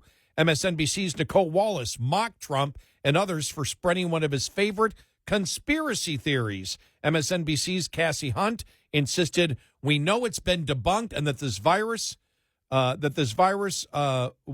we know it's been debunked that the virus was man-made or modified." MSNBC's Joy Reid also called the lab leak theory debunked bunkum, while CNN reporter Drew Griffin criticized spreading the widely debunked theory. CNN host Fareed Zakaria told viewers that the far right has now found its own virus conspiracy theory in the lab leak. NBC News' Janice Macri-Freyer described it as the heart of conspiracy theory. The Washington Post was particularly dogmatic. When Senator Tom Cotton raised the theory, he was chastised for repeating a fringe theory suggesting that the ongoing spread of the coronavirus is connected to research in the disease-ravaged epicenter of Wuhan, China. Wow. Likewise, after Ted Cruz mentioned the lab theory, Post fact-checker Glenn Kessler mocked him. "I fear Ted Cruz missed the scientific animation in the video that shows how it's virtually impossible for this virus to jump from a lab, or many interviews with actual scientists. We deal in facts, and viewers can judge for themselves." They were all wrong. They bought into the lies of the Biden administration because the Biden administration knew that their own FBI and their own scientists believed the lab leak theory was the most probable cause of it. So you have to ask your question, why? Who was it? Somebody put, how would you rate this president on a 1 to 10? Somebody had on social media over the weekend. I forgot who it was. Oh, was it Molly Hemingway or somebody? Maybe it was, I can't think of her, the one that works for Sinclair. Cheryl Atkinson. Maybe it was her. And I said it'd be in the negatives. Yeah, I wouldn't get close to 1. Yeah, it'd be negative because he created the problems. Yes. By the Biden administration, the Democrats created problems. Right. He's done lasting damage. The thing is that, and this lasting damage can be seen on how many fronts now? On how many fronts? National security, which includes the border. The economy, which includes inflation. These are lasting effects. The border you can fix. You can't bring prices down. You're not going to bring prices down. The only way to fix the inflation thing is to expand the economy in a massive, massive way, which is going to be very difficult to do. We're hopeful it will get done. And he goes through the masks, school closings, everything else. He goes, not only did millions die from the pandemic, but the United States is still struggling with the educational and mental health consequences of shutting down all of our public schools. That is the true cost of censorship when the government works with the media to stifle scientific debate and public disclosures. And then they had the gall to come out and say that the other side was lying. Yeah. So they needed a Department of Disinformation. Right. So remember that woman that got to head it was they had to forget about that because she was such a purveyor of disinformation. Right. There has been over the last 4 years, since that's when all this disinformation came up. And remember, it started really with the 51. That's where it really came to the forefront. Yeah, the 51 former Intel members of Intel that on the whole laptop thing. The biggest purveyor of disinformation and lies has been the Biden administration and the Democrats. Nobody comes close. Nobody comes close, yet they're the ones lecturing you that the truth needs to be out there. I mean, come on, for God's sakes. Yeah, there's no repairing this damage that's done. There is... there are fixes along the way that can be done, again, with the economy, with inflation and everything else. But you look at the distrust right now, which, by the way, I think, as a skeptic, is healthy. I think there are these silver linings you will see, and that is the collapse of the Democratic Party. They're all scratching their heads. How do you make it work again? But keep in mind, when you look at that, they still got tens of millions of people to vote for them. Oh, yeah. They still will win elections, and they will still control blue states for the rest of our lives, at least. 45% favorable job rating in the last Rasmussen poll for the year. Yeah. 45% of the people give Biden a favorable grade as president of the United States. Right. Yeah. Yep. Understand the challenge is still there. There are some very positive things that have happened in 24. Yes. But we're not even close. We're not even close to the summit of this massive mountain. 866-98 Red Eye. We'll be right back with more Red Eye Radio with Eric Harley and Gary McNamara.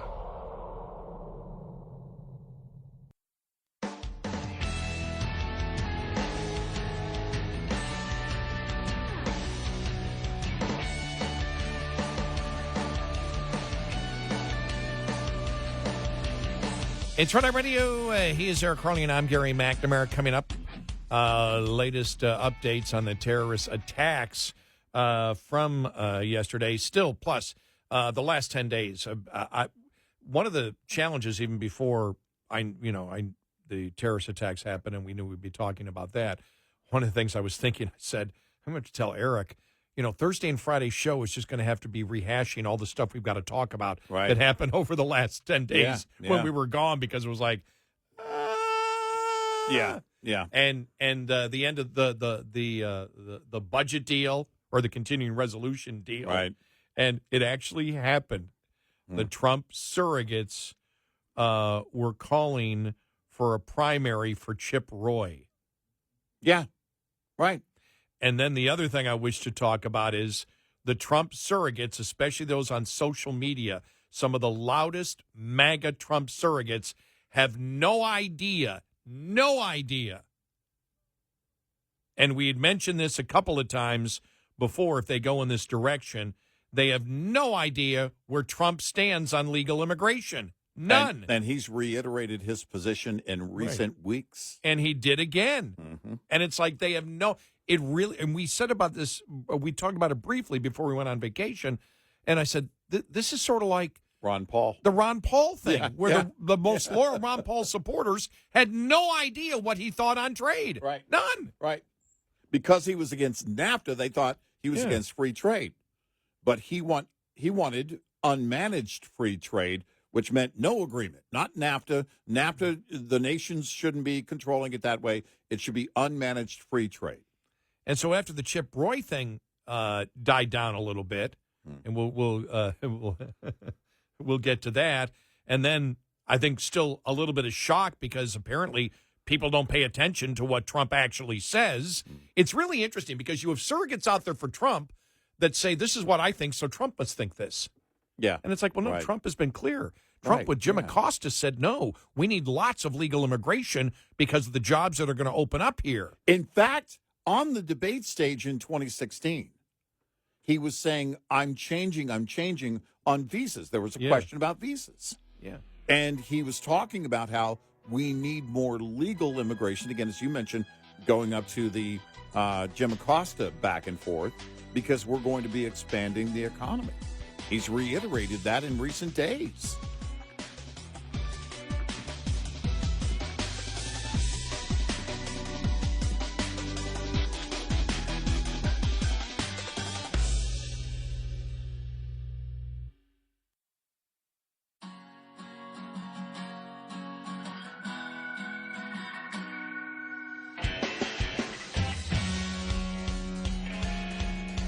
You're listening to Red Eye Radio from the Uniden America Studios.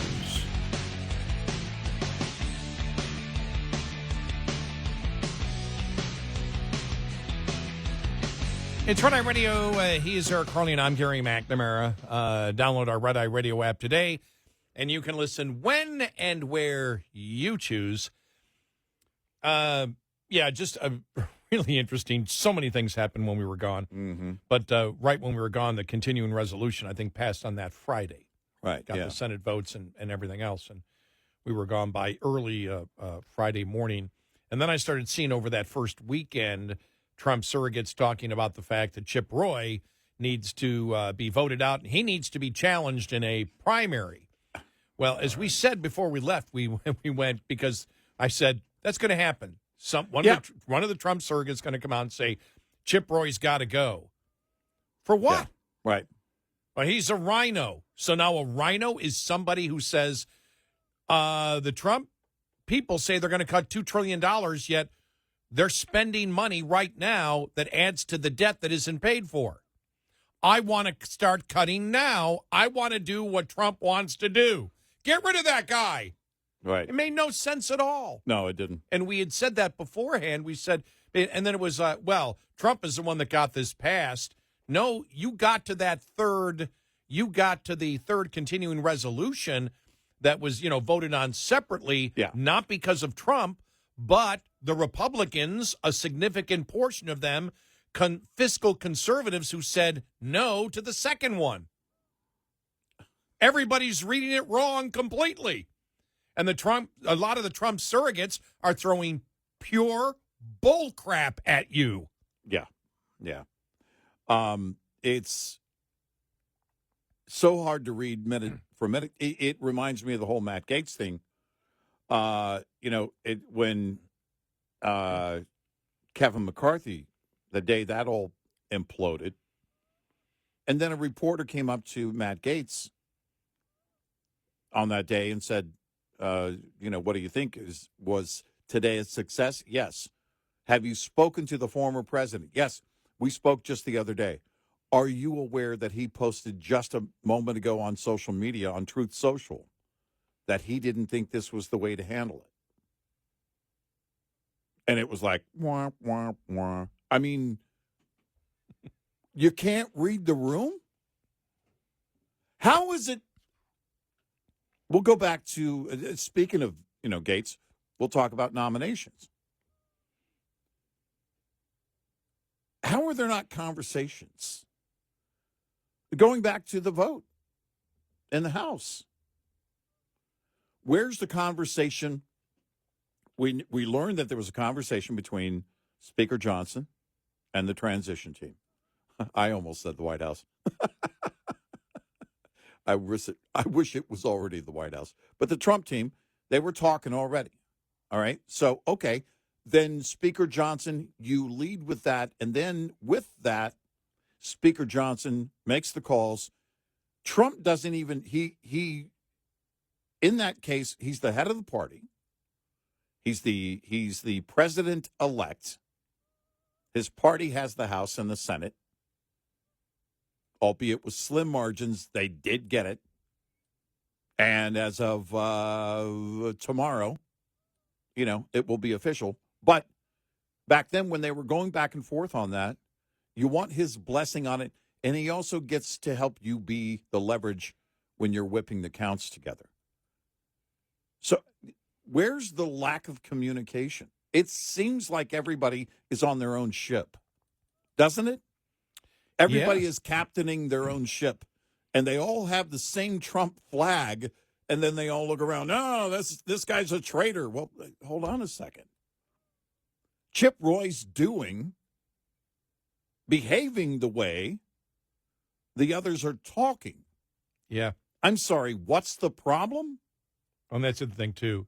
Over the 10 days, I'm like, let's just stop with the talking, get in office, start doing stuff. Exactly. Because I'm sick of the talking. Right. Because the talking's getting, and it's getting bizarre even on the Republican side. Yeah. Where they seem to have no idea, and I think that's a great point where you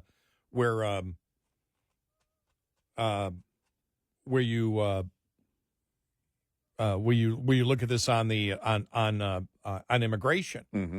And you and I have known this for years about Trump since he ran the first time. Yeah.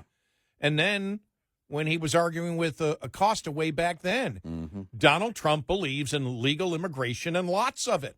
Right. He wants the workers to expand the economy. Right. He's talked about that. Well, it comes down because people ask me, well, what's your opinion? I don't have an opinion. I look at history and I say, what happened in history? When we had roughly 2.5% to 3% growth over the period of time from post-World War II till now, mm-hmm. we had two unprecedented things happen. First off, women got into the workforce like never before, right? Where there are now more women in the workforce than there are men. Mm-hmm. Secondly, a baby boom that will never happen again. Tens of millions of people came into the workforce because of the expansion of the economy. Now we look today, and by the way, every time there's been a new technology out there, every time when mass production came along, when we shifted from agriculture to industrial, when we're now going industrial to, I guess you could say, a hybrid of service, industrial, tech, whatever. Right. Every single time you've had major things happen, the experts have said the jobs are going away. Right. Every single time. Implying that the economy would shrink. Right. Every single time. Or not that the economy would shrink, but the economy would expand, but automation would destroy all the jobs. Oh, yeah. And it never happened. In fact, the opposite happened. And so, since we're going to be at the point very soon where we can't even replace through births the people in this country, if you want an expansion of the economy, you need more people. Yep. Unless, as we're being told, AI is the technology, just like every other time through history, where all the jobs are going away, unless this time they happen to be right. I guess we could use the same thing for climate change, too. Right. Exactly. Now, the jobs may be different, but the fact is, in order to get, I'm observing the past, what happened in the past. What did you need even with, because you think about, forget about AI. Go back 5 years ago before AI became this big thing that was talked about. The efficiencies and productivity in industry and in the economy overhaul, massive over the last 100 years. We didn't see anything like this in, thousands of years before this. Nothing close to it. You Right. think about since 1850, roughly, maybe go 1830. 1830 to now. The technology is unbelievable what has happened to our society. Absolutely unbelievable. And with everything involved in it, a drastic increase in how long people live. Think about that. If people die, they've got to be replaced in the economy a lot quicker. Now people, and so you look at everything that seemed to work against an expansion of employment in an economy, none of it's ever come true. Right. And so if you look at that, I can understand why Trump has the position that he has if we're going to expand the economy at 2.5% to 3%. Look at what we've needed. Unless this is the first You're time. going to need humans. Yes, unless this is the first time ever. But the fact is, it seemed that none of the surrogates knew what Trump's position was on legal immigration that he's had for years. Right. This isn't, you don't have to go back to the 2016 election cycle or the, I don't know what part of his first term that was in. It was in the first couple of years of his first term with Acosta. You don't have to go back that far. He's talked about this a couple of times in recent weeks, once just the other day. He's made his position on this clear. Why is it that nobody seems to understand that? And then when he gave his full endorsement to Mike Johnson, I went, okay, now 3 things have happened that Trump surrogates were completely and totally against and had no idea where Trump stood on any of them and were speaking for Trump. And now they're quiet right now going, what's he going to do next? I saw this one story, which, by the way, it doesn't mean anything, but, the stories were being written. Will Mike Johnson survive as speaker? It's like, yeah, he will. Because you can't, the thing is, we're old enough to remember the first Drain the Swamp. When the swamp was the Republicans, which it is again now, I guess, right? It was the establishment Republicans. And I don't put Chip Roy in the establishment category at all. This is somebody who's a fiscal conservative. But, this is the problem that we have. And many people have short memories or just don't care, I guess. But it was the back and forth and the back and forth. Well, you can't have this. We said it back then, by the way, when the original Drain the Swamp was, throw them all out. Well, but from those districts, in the House, you're just going to get the same people. And from those states in the Senate, you're going to get the same types of individuals. With, some exceptions along the way. Very few. But you can't just blow everybody out. You need to bring the party together to get it done. And that was a much greater concern, by the way, going from 2016 to 2017, because Trump didn't have the support from his own party that he has now. And we still are playing the same game. I don't get it. I don't get that at all. It was at one point, you basically had Jeff Sessions and a couple of other people on board the Trump train. That's back in its first term, Sessions was on early. But bringing Republicans together was much harder, I thought, back then. The support for him in the party was solidified in 24. Yeah. How are we still doing this? I don't have a problem with, by the way, everybody, we're going to need to stop the infighting. No. we need the differences of opinion and positions. That's fine. I mean, I expect that. I don't know that we need it. Needs probably not the word. I expect that. However, what we do need is the communication. You make the phone calls. I could see Chip Roy coming out going, all right, look, we're not getting near what we want, but we made some progress today, and this. But that comes after you make the phone call. After Johnson works with the transition team, Trump's team, and comes back and calls everybody and says, hey, this is what we're going to have to do. Let's get a head count on this before we take it to the floor. Well, you better connect the dots, too, and understand what the guy you claim you support actually believes. Yeah, for the surrogates out there. Yeah. He's saying it as they're shouting something different. I know. It's pretty funny. That's why it reminded me of the Matt Gaetz thing the day the Kevin McCarthy thing imploded. The reporter. Did you see Trump's post on Truth Social? No. Matt Gaetz. It's like there's no communication. If you're going, because if the idea is, look, I may not agree with the guy or those guys or whoever all the time, but we're going to have to have some communication so that everybody can take that back to their district. I want them to fight for what their district wants. When you think That's about it, why they're there. Chip Roy's opinion was Matt Gaetz's opinion. Yeah. And all of a sudden, he's a rhino who has to be primary. Yeah, exactly. And Matt Gaetz was the savior. Right. I mean, it's just like... I don't know. I don't know. And that's not Trump's fault. It's just these surrogates all over the place, especially on social media, that claim that they stand for Trump. Right. And they don't even know what he thinks. Right. 866-90 Red Eye. Coming up, more with Gary McNamara and Eric Harley. It's Red Eye Radio.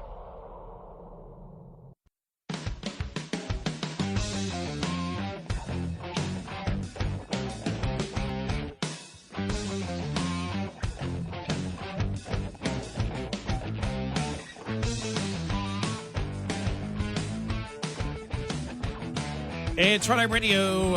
He is Eric Harley, and I'm Gary McNamara. You know, the one thing about Trump, though, where it says signal support for H-1B outsourcing, not only that, he has been in favor of much more legal immigration overall. Yeah, right. Forget about the H-1B visas. Overall, that's been his opinion, and he has not differed from that. After that Jim Acosta back and forth, when Jim Acosta was kicked out early in Trump's term, the fact that so many surrogates of Trump have no idea of that, it was like the Ron Paul thing a few years ago. It really was.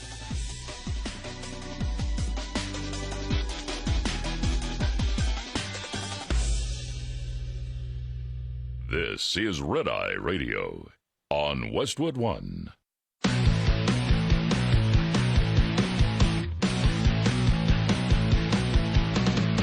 Now, it's Red Eye Radio. Gary McNamara and Eric Harley talk about everything from politics to social issues and news of the day. Whether you're up late or you're just starting your day, welcome to the show. From the Uniden America Studios, this is Red Eye Radio.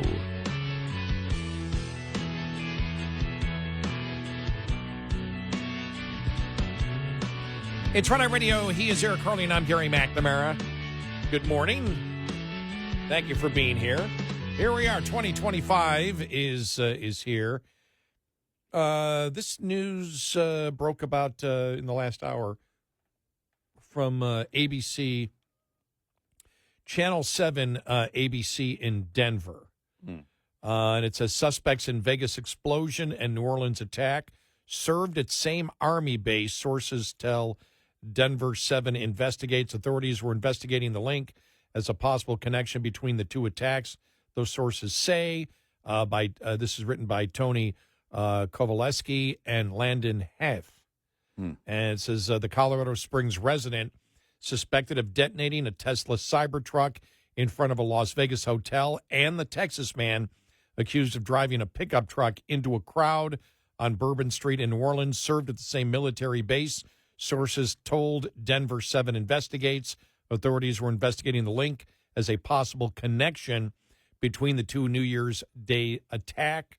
The sources said Matthew Livelsberger is accused of renting a CyberTruck in Colorado Springs, driving it to Nevada, packing it with firework mortars and gas cans before exploding it in front of the Trump International Hotel in Vegas Wednesday morning, killing himself and injuring 7 others.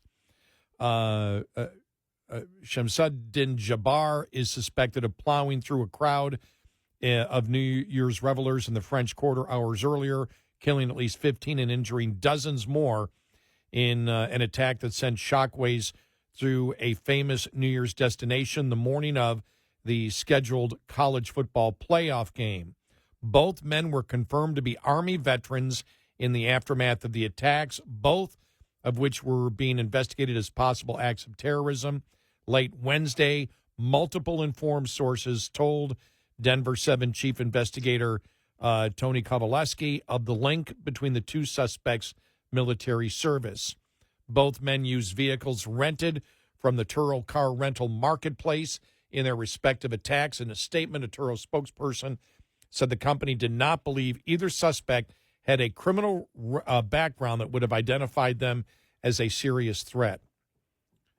Let me see here. Authorities do not believe Jabbar, who was killed by officers in New Orleans, acted alone in the truck rampage. Denver 7 is working to learn more about Livelsberger's background. Federal agents were staking out one of multiple Colorado Springs addresses associated with him late Wednesday, awaiting a search warrant. So there's the latest. There's a possible, link there. Yeah. So that's not going to be hard for the FBI to figure out. No, I'm guessing a lot of that is coming together already. I mean, if this is, again, these are sourced reports, but if we're seeing these reports, I'm guessing that the investigation has already progressed to this point, and if there is a connection, the FBI already knows it. Well, yeah, I mean, with cell phones and email, whatever. Yeah. I mean, if they were communicating back and forth to coordinate this, that's not going to be hard for them to. For it to happen, this way, for 2 of these attacks to happen this way on the same day, and both using the Turo app. Right. Their communications, my point is the communications will be easy to figure out whether they were communicating with each other. There is, just on the surface before these reports came out, connecting the two once we learned about the Turo app. That would be a wild coincidence for that to have happened. So, the question would be now, because the game was delayed till tonight in New Orleans, and also, by the way, the official that had commented yesterday that the attacker in New Orleans, the terrorist, suspected terrorist in New Orleans, Jabbar, that he likely did not act alone. Okay, so the question in that case would be, all right, do you mean there were do officials believe there are other actors out there in terms of planning this whole thing? Again, why was that said? I didn't see any follow-up on that comment. They did delay the game again to Thursday night in New Orleans. I'm guessing, well, I don't know. I mean, I guess that could change again. But you've got to have the security that goes on at these massive games to begin with. You're talking about tens of thousands of people. Then they're going to have the Super Bowl here in New Orleans as well. But there has to be great concern in any place where there are large gatherings. I think that if there was a statement to be made with an attack in Las Vegas, well, it would have to be Trump Tower or the Trump hotel, making the case basically for the incoming president. Not necessarily an assassination attempt, but again, a statement against the current president, something with his name on it. When we first heard about the explosion, I mean, it wasn't hard to say, okay, a Cybertruck Tesla blows up in front of Trump Tower. Yeah. A few hours after another terrorist attack. Right. All right, something's happening here. Exactly. Something's going on. Yeah. That wasn't a hard one to say, okay. The question it looks like there's something here. Right. The question would be, is this limited to a couple of individuals here? Do authorities, what do authorities believe? And we'll find out in the coming hours. Yeah, they ruled out the other people that they thought were planting IEDs in the street. Even though I saw one report. I saw one report that still had that IEDs were found. Mm-hmm. Right. Outside of the truck. Right.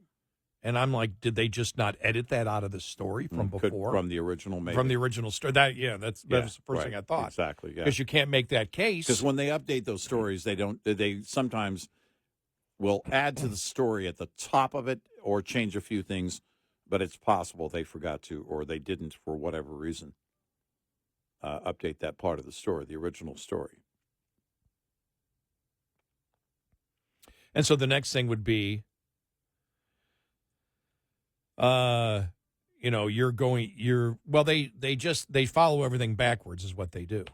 They just start at the beginning. Yeah, they just go back and investigate everything. It will be interesting to see, one of the things that is very hard in the United States is very hard to have a conspiracy for terrorism. Yeah. Of Americans. Right. It's a very, very rare thing.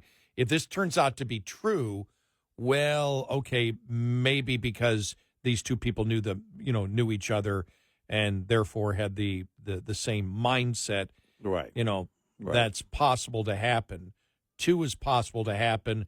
3 is really unique to happen. And then 4, because as soon as you add another person to it, you add all the people that they interact with and all the people that may not know what they're doing but see the signs who report them. Right. I remember it was right after 9/11. Was it the Lackawanna 6 or 7 from Yemen? And remember, their own community turned them in. Mm-hmm.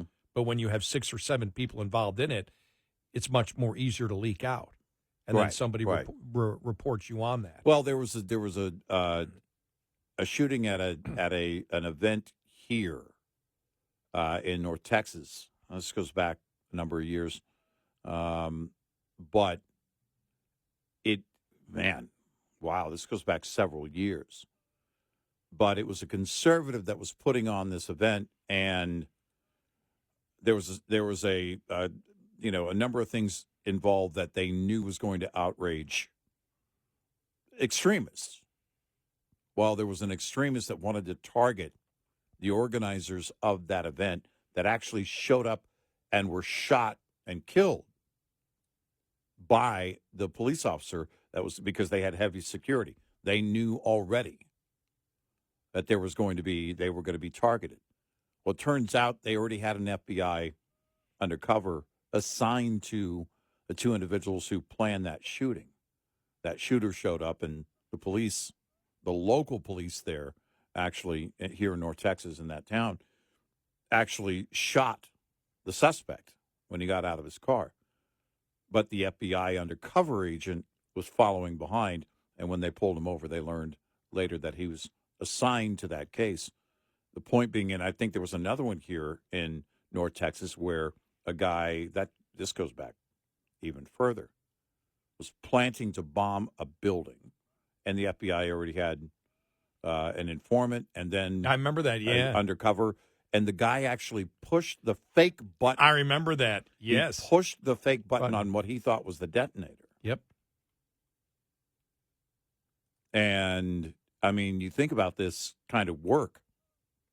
This is why it's so important to get the Justice Department house in order. For those agents that are out there doing all the right things. For all of them that are looking, get into it to enforce the law, not to impose their political agenda. It's important to have leadership that recognizes that you enforce the law. It's imperative to the safety of every American. When it becomes about something else, then it becomes dangerous. Yeah, it's tough to get a conspiracy of Americans. I mean, 9/11, they weren't Americans, as we all knew. And even the majority of them did not know what was actually happening on that day. Right. 9/11. That was the story got out not long after 9/11 that Mohammed Atta and I think 2 others knew. Yeah. But they didn't know it was a suicide mission. That the others didn't know. Right. The others. There was only 3 that knew. And the rest of the 19 didn't know it was a suicide mission. And you saw the Khalid Sheikh Mohammed. You saw that over the weekend. Yeah. The Army lost it. I mean, that you've got 9/11 survivor, 9/11 victims' families just furious over what Biden's doing. And it was like, this is Biden's last spit on the American public. Yep. This is his last betrayal. Yep. You think about it. I mean, that's why when I was thinking about this yesterday, the day before that, I'm like, I just can't wait till this is all over, because anything is better than this. Oh, anything is better than the far. Biden presidency and where Democrats have gone. And don't think that they're going to change. One thing I figured out, I mean, not that I hadn't already, but it was amplified to me. The media is not going to change. Nope. The Democrats aren't going to change. Nope, they're not going to change Not a going thing. to change. I saw, there's some Democrats that are warming up to this $2 trillion cut. Let me read this article. It's like, Bernie Sanders and other liberal Democrats wish to slash Defense Department funding. Exactly. I'm like, well, duh, okay. Yeah. Right, exactly. No, they really don't. No, they don't. No, they really don't. So, it's nothing is going to change. They're not going to change. I think it was great. Did you see the Babylon Bee? And I think it came out, it was out in November, but they put it out again. And it was them talking about the Democrats, sitting in a conference room talking about how they're going to change. Yeah. And it's like, well, let's Latinx, let's put an A at the end, not an X. Right. We're right. They're wrong. Exactly. The Latinos are wrong for not accepting us. Yeah. But we'll call it Latin A. And then then everything was, well, the economy, we got to just, well, no. Let's just, instead of a Y, add an A, economy instead of economy. Right. It was like everything was adding a different. And the one guy goes, but we're not changing anything. Not changing anything. Well, no, because we're right. We're not going to change anything. Right. We're just going to convince people to come along with us. Yeah. And it was like, I'm like, that really isn't a parody. No, it isn't. That's the truth. It's kind of funny, but it's actually a true story. 866-90-RED-EYE. Brought to you by Hot Shot Secret. Hi, I'm Jen Loomis, a transport safety expert at J.J. Keller, and I'm here to share a tip on roadside inspections. Once a roadside inspection is completed, the officer will close it out, which involves the officer writing or typing up the report. The more the officer found during the inspection, the longer this will take. If violations were discovered, most officers, as a courtesy, will explain the violations to the driver. If there were any out-of-service violations, the officer will normally explain what must be done to get the out-of-service order lifted. Drivers need to be very attentive during this part of the inspection. The driver also needs to read and understand the complete inspection report. After receiving the inspection report, the driver has 24 hours to get the roadside inspection report to the motor carrier. If the driver will not be returning to a company facility within the next 24 hours, the driver needs to know to get it on the way to you via email, mail, or fax within 24 hours. This tip was brought to you by J.J. Keller & Associates. Visit us at jjkeller.com. Lines open for your calls. 866-90-RED-EYE on Red Eye Radio.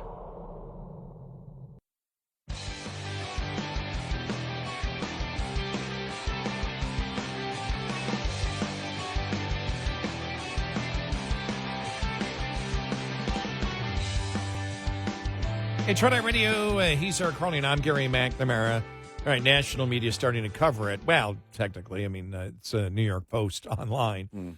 Driver of Tesla CyberTruck killed in explosion outside of Trump Las Vegas hotel, ID'd as Army vet Matthew, maybe Livelsberger or Livelsberger.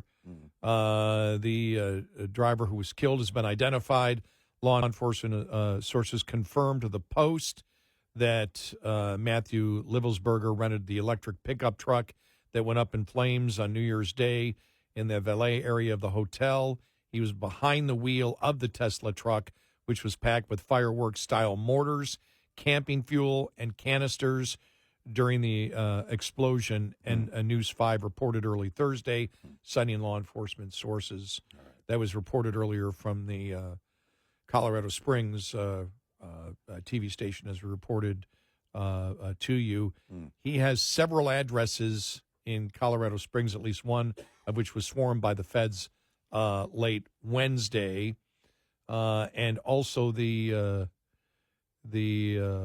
just see if they have the same thing of the tie-in. Said Livelsberger, like Jabbar, had served in the Army, according to Denver 7. Okay, so they're using the Denver 7. The FBI is probing a possible connection between the two men.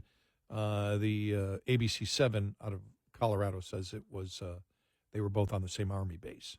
But that's not going to take long, as we said earlier, to figure that out, whether they they were communicating or whether there was a conspiracy. Right. I mean, look, the odds are that both, you look at it and you say, what are the odds? They both use the same car rental app. That isn't something that I never heard of the app. Right. Until yesterday. Yeah, I hadn't heard of the app. And apparently the company's been around for a long time. They changed the name to Turo back in 2015. But basically you can rent it's kind of basically, I think the way you phrased it, it's like an Airbnb, but with your car. You allow people to rent your car for the day or a couple of days or whatever it is. And so these are individuals. The company does not own the cars. They're basically facilitating that transaction between the car's owner and the renter. Right. And that's how it works. So, and once that came out, once that was widely reported, the similarities between the two, New Orleans and Las Vegas, then people were already putting that together. But apparently some more information coming out. We're going to keep following this story throughout the morning and coming days.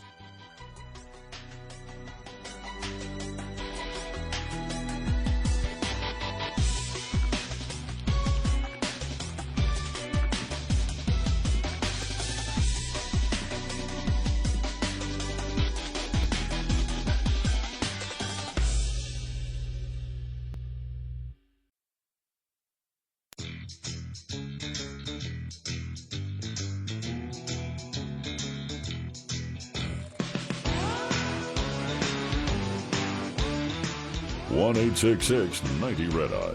Call with your reaction. Red Eye Radio. And he's Eric Harley, and I'm Gary McNamara. Just reading more from the New York Post about the one suspected terrorist, Jabbar, from the New Orleans attack, and what he'd been divorced twice.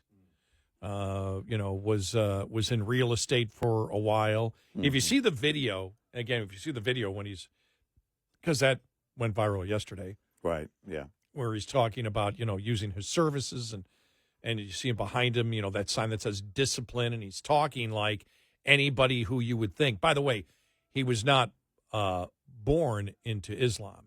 He converted at a young age, his brother said. Right. But when you look, and he served in the military, but afterwards, he talked about, being a Texan, mm-hmm. and the experience that he had in the military and everything else. It's pretty creepy because he admitted in one of the videotapes he had planned to kill his family. Mm. That means his ex-wife or whatever, kids or whatever, he had planned that. And again, I wonder, how he got to the point that he did, what are the possible known signs that you could have seen out there where you would have said, okay, why isn't anybody reporting this, or how did authorities miss this or that? And we don't know if that's the case yet. Mm-hmm. But when you get down to it, you wonder, how do you go from being that type of a person? And you can look at both the suspected terrorists yesterday. How do you go from that point to murdering people? And again, not just remember, because if you're talking about Jabbar, not only did he kill people for apparently the ISIS terrorist cause, but he wanted his family dead. Mm-hmm. And you wonder, how does that click in the human brain? Right. Yeah, where's that point? His brother basically speaking out now saying, it wasn't his religion, it was the radicalization. Well, there's a lot to be learned from in the coming days and months, even years, on something like this. But you have to wonder, because you see the videos you mentioned, Gary, his real estate video, when he's talking about it, he credits his military service and said, that's, that basically that relates to, my service in the military relates to the service you will get, through my real estate experience. Well, then you look at what happened yesterday, what happened in New Orleans. So where is that transition? What series of events took place? And I don't know. For me, I can't wrap my brain around wanting to take a life, let alone multiple lives. And this apparently based on the cause. His affiliation, his sworn affiliation and allegiance to ISIS, according to the reports. I can't wrap my brain around that. And if it's related, if it turns out that the Las Vegas attack is also related, all right, then what was the thought process between both of the suspects here? Both terrorists here, if, again, they're related, and we're seeing stories that they quite possibly are. Look, with the Turo app and everything else and all these, that would be quite the coincidence. And the fact that these two individuals, according to a news station out of Denver, served in, or out of Colorado, served in the military on the same base. That'd be quite the coincidence. When you look at Islamic radicalism, you and I talked about it. Remember Muhammad Atta and the others there, and they're all about the cause and strip joints and everything else. And I said, my God, they're more westernized than I am. if that's that's the thing. And the same thing when they got Bin Laden. Bin Laden, all the pornography, just everything. Right. It's like, and we always said, they'll convince young men to die, but the leaders really never want to die. Right. The leaders don't want to die for the cause. Abu Bakr al-Baghdadi, if you look at ISIS and the creation of the lone wolf attack, basically, which was different than, the 19 hijackers on 9/11 and everything else. And he was kind of credited for that, get the word out, basically attack any way that you can, kind of a grassroots kind of approach. That is throwing that, that's a very different, going back to Osama bin Laden and the very early years of Al-Qaeda, where they were actually sending out flyers trying to recruit. In terms of recruiting and radicalizing individuals, where is that connection? Is this individual, do they meet somebody else? Because al-Baghdadi's been dead for years. Well, and then that's a great point that you would hope that instead of looking to go after the political opposition, that the CIA would have, I had to throw that in there, would have analysts that look at this. And I know there are people that study this, and you look at it, you say, okay, if you're in an Islamic country where the radicalization is a part of the mainstream of your society. Right. It may not be everyone, but it's a significant portion. For example, I hate to make this comparison, but the anti-Semitism that has become mainstream in the Democratic Party, the identity politics of judging people by groups and not individuals, which is racism, which is totally mainstream in the Democratic Party. Well, if there's a bunch of people and you're a part of it, it's easier to keep you in line and inside your ideology, theology, whatever, to keep you focused through peer pressure. Al-Baghdadi, though, was the one who talked about the fact of basically lone wolves. Right. Or you do it. Now, when you're in a society that is not about that, but you decide to become radicalized, how does that happen specifically? Exactly. Because remember, in this particular case, he was not born, Jabbar, from what we know, was not born into Islam. He converted at a young age. What age, I don't know. His brother said at a young age. I don't know what that young age is at that particular point. But if you weren't there, what gets you there? And I've always wondered, because I think there's a difference between if you become radicalized in a radicalized country where the peer pressure is there, to here where the peer pressure is not there, but you decide to do it. And you look at the financial problems he had. You look at the problems he had with his, I think there were 2 ex-wives there. You think of they talk about the squalor that he lived in now. Does and I'm asking these questions only as questions. They're not statements. Right. Does the victim mentality of, oh, poor me, can that evolve with other people that may embrace it or have the same victimization narrative that you have about your own life? We know, for example, you look at white Aryan nations. You want to look at they talk about the fact that somebody's getting something that you don't have. Jealousy and envy is a big thing that's used in order to radicalize people into, out and outright white Aryan nation racists, to, do attacks and whatever. You build that rage or emotion based on the victimization. And when you look at his life,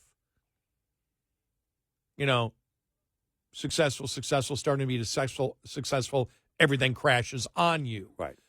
Is the victimization a part of that conversion process? There are experts probably that study this, because I've never studied it, that probably would say, yeah, that is a part of it, and it does happen in a significant portion of cases. That is one of the paths that you can go down, I would assume. Well, I mean, they talked about it in the there's a documentary on the nearly 20-year hunt for Osama bin Laden, but after the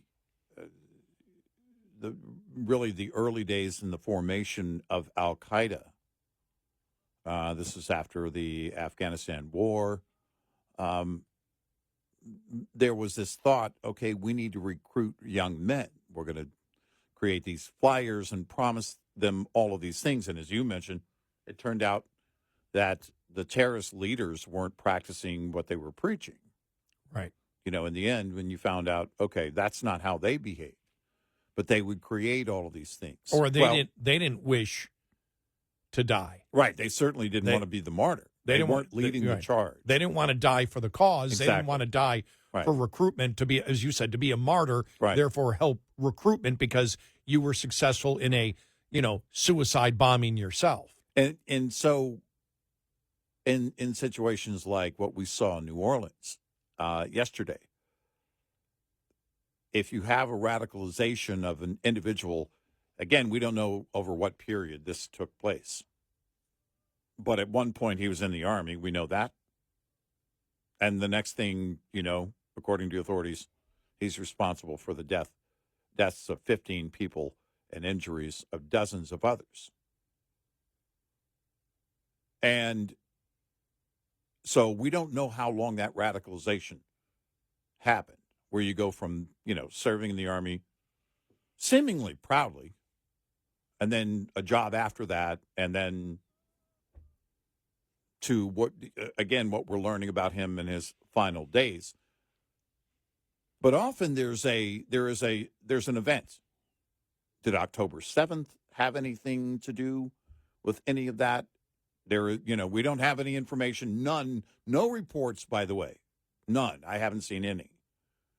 But often there is an event, like an attack on, like when we went to war with Al-Qaeda, against Al-Qaeda, and we went to Afghanistan in 2001. Then we go to Iraq in 2003. Well, that had the effect on radicals worldwide, right? When there's a specific event they point to saying, okay, well, you're the bad guy, and now I want to turn against you. In this case, it's an American citizen turning against his own fellow citizens. But there is quite often an event that's tied to that, and I have to wonder, the only event I can think of is October 7th. I don't know of any other major event in recent years, even though it's been over a year. So I don't know. Maybe not. Maybe it just, maybe it's all tied to his personal situation. Well, could it be because the ABC 7 talked about the other suspect from Vegas, and we don't know. I mean, we know he had he had military service, but could it be that and it also talked about how they believe his family was very anti-Trump. Could have been Trump winning the election, knowing that things are going to get tougher on on radical Islam around the world. I have to ask that question. I mean, could it be an election that could... An explosion at a Trump-owned facility was clearly the message in a Tesla truck. Yeah. That was a clear message. So I think all these are probably already being asked by the investigators on the ground. 866-90-RED-EYE. Get in touch with Red Eye Radio, toll free at 866-90-RED-EYE.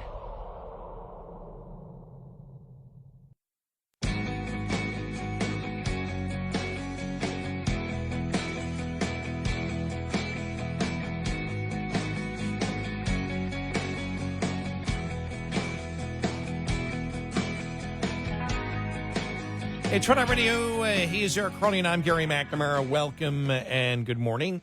Coming up following the top of the hour, latest update on the two terrorist attacks yesterday. The FBI and law enforcement trying to figure out if there is a tie-in between the two suspected terrorists. ABC 7 out of Colorado saying sources are telling them that they both served at the same Army base together. So we will get to that. You and I talking about, how do you become radicalized to be a murderer? And I started thinking, the poll that came out in the United States. Yeah.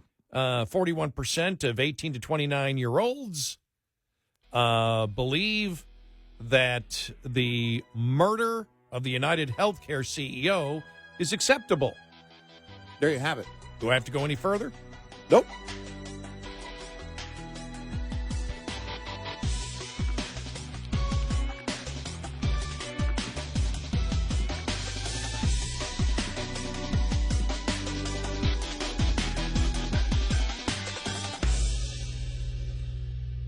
This is Red Eye Radio on Westwood One.